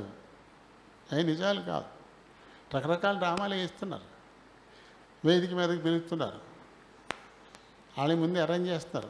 కర్రలతో నడిచేవాడిని, అది కర్రలతో స్టేజ్ మీదకి వచ్చిన తర్వాత కర్రలు తీసేయి, ఏసునామమున నీకు స్వస్థత వస్తుంది, దేవుడిని నడిపిస్తున్నాడు, నీ కాళ్ళు బలపరుస్తున్నాడు, నడిచేయి అంటున్నారు. అంటే కర్రలు తీసేసి పడిపోయినట్టు నటించి మళ్ళీ లేచి బలంగా నడిచేస్తున్నాడు. దేవుని స్తోత్రం, అద్భుతం, దేవుడు అద్భుతం చేశాడు అని చెప్పేసి అంటారు. అంటే ఎవరి కోసం జీవిస్తున్నారు వీళ్ళు? ప్రభువలే పరిశుద్ధ జీవితం జీవించేవారు ఇటువంటి మాయలు చేయరు, ఇలాంటి మోలీలు చేయరు, ప్రభునామానికి అవమానం కలిగించేలా వాళ్ళు జీవించరు. ముందు నువ్వు ప్రభువలే పరిశుద్ధంగా జీవించడానికి అలవాటు పడిపోతే, ఆ పరిశుద్ధత నీలో ఉంటే అప్పుడు దేవుడి ద్వారా అద్భుతాలు జరిగిస్తాడు. అది లేకుండానే అద్భుతాలు జరిగిపోవాలి. మన పేరున మనకి అయ్యగారు అనే పేరు వచ్చేసేయాలి, మనం ఇచ్చిన నెంబర్కి లక్షల లక్షల డబ్బులు వచ్చేసేయాలా? ఎంతసేపు ఇవి ఈ మధ్యన డాక్టర్లు ఏం చేస్తున్నారు, చిన్న హాస్పిటల్ పెడుతున్నారు. 5 ఏళ్ళకు పెద్ద హాస్పిటల్ కట్టాలా అని నిర్ణయించుకుని ఇప్పటి నుంచే డబ్బు వసూలు చేయడం మొదలెడుతున్నారు. ఎన్ని రకాలుగా ఎలా వసూలు చేయాలి, ప్రతిరోజు ఎంత వస్తుందని తీసుకెళ్ళి బ్యాంకులో వేయడం, ఇలా సంపాదిస్తున్నారు డాక్టర్లు. ఈ మధ్యన చిన్న సమస్యను పెద్దది చేసి భయపెట్టేయడం, పైగా వాళ్ళని చూస్తాం, పర్లేదు చేతికి ఉంగరాలు, మెడలో గొలుసులు, కార్లు ఉన్నాయా, నేను భయపెడితే చాలు, బాబు ఎంతైనా పర్లేదండి బాబా అని వాళ్ళతో అనిపించుకోవడం, ఇంకా గుంజడం, ఇలా తయారయ్యారు డాక్టర్లు ఈ మధ్యన. అలానే తయారవుతున్నారు ఇప్పుడు బోధకులు కూడా. పరిచర్య యథార్థంగా ఉండట్లా, లోపల అసలు వాళ్ళ జీవితం పరిశుద్ధంగా ఉండట్లా. కానీ ప్రభు వల్లే నేను చాలా గొప్ప కార్యాలు చేసేయాలి అని చెప్పేసి అనుకుంటున్నాను. నీ విశ్వాసమే నేను స్వస్థపరిచింది. వాళ్ళు ఏమంటారు, నడవలేకపోతే నీకు విశ్వాసం లేదు అందుకే నువ్వు నడలేకపోయావు. దేవుడు నేను స్వస్థపరిచాడు కానీ నీకు విశ్వాసం లేదు అందుకే నువ్వు నడలేకపోయావు. మళ్ళీ తప్పించుకోవడం. టీవీలో బాగా ఎక్కువ వస్తున్నాయి డిబేట్లు ఇలాంటివన్నీ కూడా. ఎందుకంటే ఈ విశ్వాసులైనటువంటి వారి తర్వాత దైవజనులుగా మారిపోయి ఆడలేదు మగాలేదు. ఇప్పుడు పౌలు గారు అయితే అసలు స్త్రీలు మౌనంగా ఉండాలి, మాట్లాడడానికి నేను అసలు అనుమతించను అని చెప్తాడు. కానీ ఇప్పుడు స్త్రీ బోధకులు ఎక్కువైపోయారు ఈ టీవీల్లో, బాగా ఎక్కువైపోయారు టీవీల్లో కదా. సీరియల్లో ఆడవిలన్లు ఎక్కువైపోయారు. సీరియల్లో విలన్లు ఎవరు ఇప్పుడు ఆడలే, మగవాళ్ళు కాదు. ఇంత పిల్లకాడ నుంచి మొదలెడుతున్నారు విలన్ పాత్రలు ఆడవాళ్ళకి ఎత్తున్నారు. అలాగే ఈ ఆడవాళ్ళు ఎప్పుడు బోధకలు అయిపోతున్నారు. భర్తలను మెలకను కూర్చోబెట్టేస్తారు, ముసుకేసి కూర్చో ఏళ్ళ పెత్తనా చేసేస్తున్నారు. అసలు ఏం చేస్తారు పౌలు గారు, స్త్రీ మౌనంగా ఉండాలి, మాట్లాడడానికి నేను అనుమతినివ్వను అని చెప్తాడు ఆయన. మంచిది, నువ్వు మాట్లాడచ్చు, అయితే నీ జీవితం పరిశుద్ధంగా ఉండాలి కదా. ప్రభువులే నువ్వు పరిశుద్ధంగా జీవించడానికి ముందు నేర్చుకో. అలా పరిశుద్ధంగా ఉన్నవారిని ప్రవక్తలుగా వాడుకున్నాడు దేవుడు. తర్వాత ఉన్నారుగా ప్రవక్తలు, ఉన్నారు కదా, అన్నా ప్రవక్తలు ఉంది, దెబ్బోరా ప్రవక్తలు ఉన్నారు కదా, వాడుకుంటాడు. అయితే ముందు ఆయన వలె పరిశుద్ధంగా జీవించడం ముందు నేర్చుకోవాలి. అలా జీవించాలి. వాళ్ళు జీవించినప్పుడు అప్పుడు నిన్ను సాధనంగా ఆయనే వాడుకుంటాడు.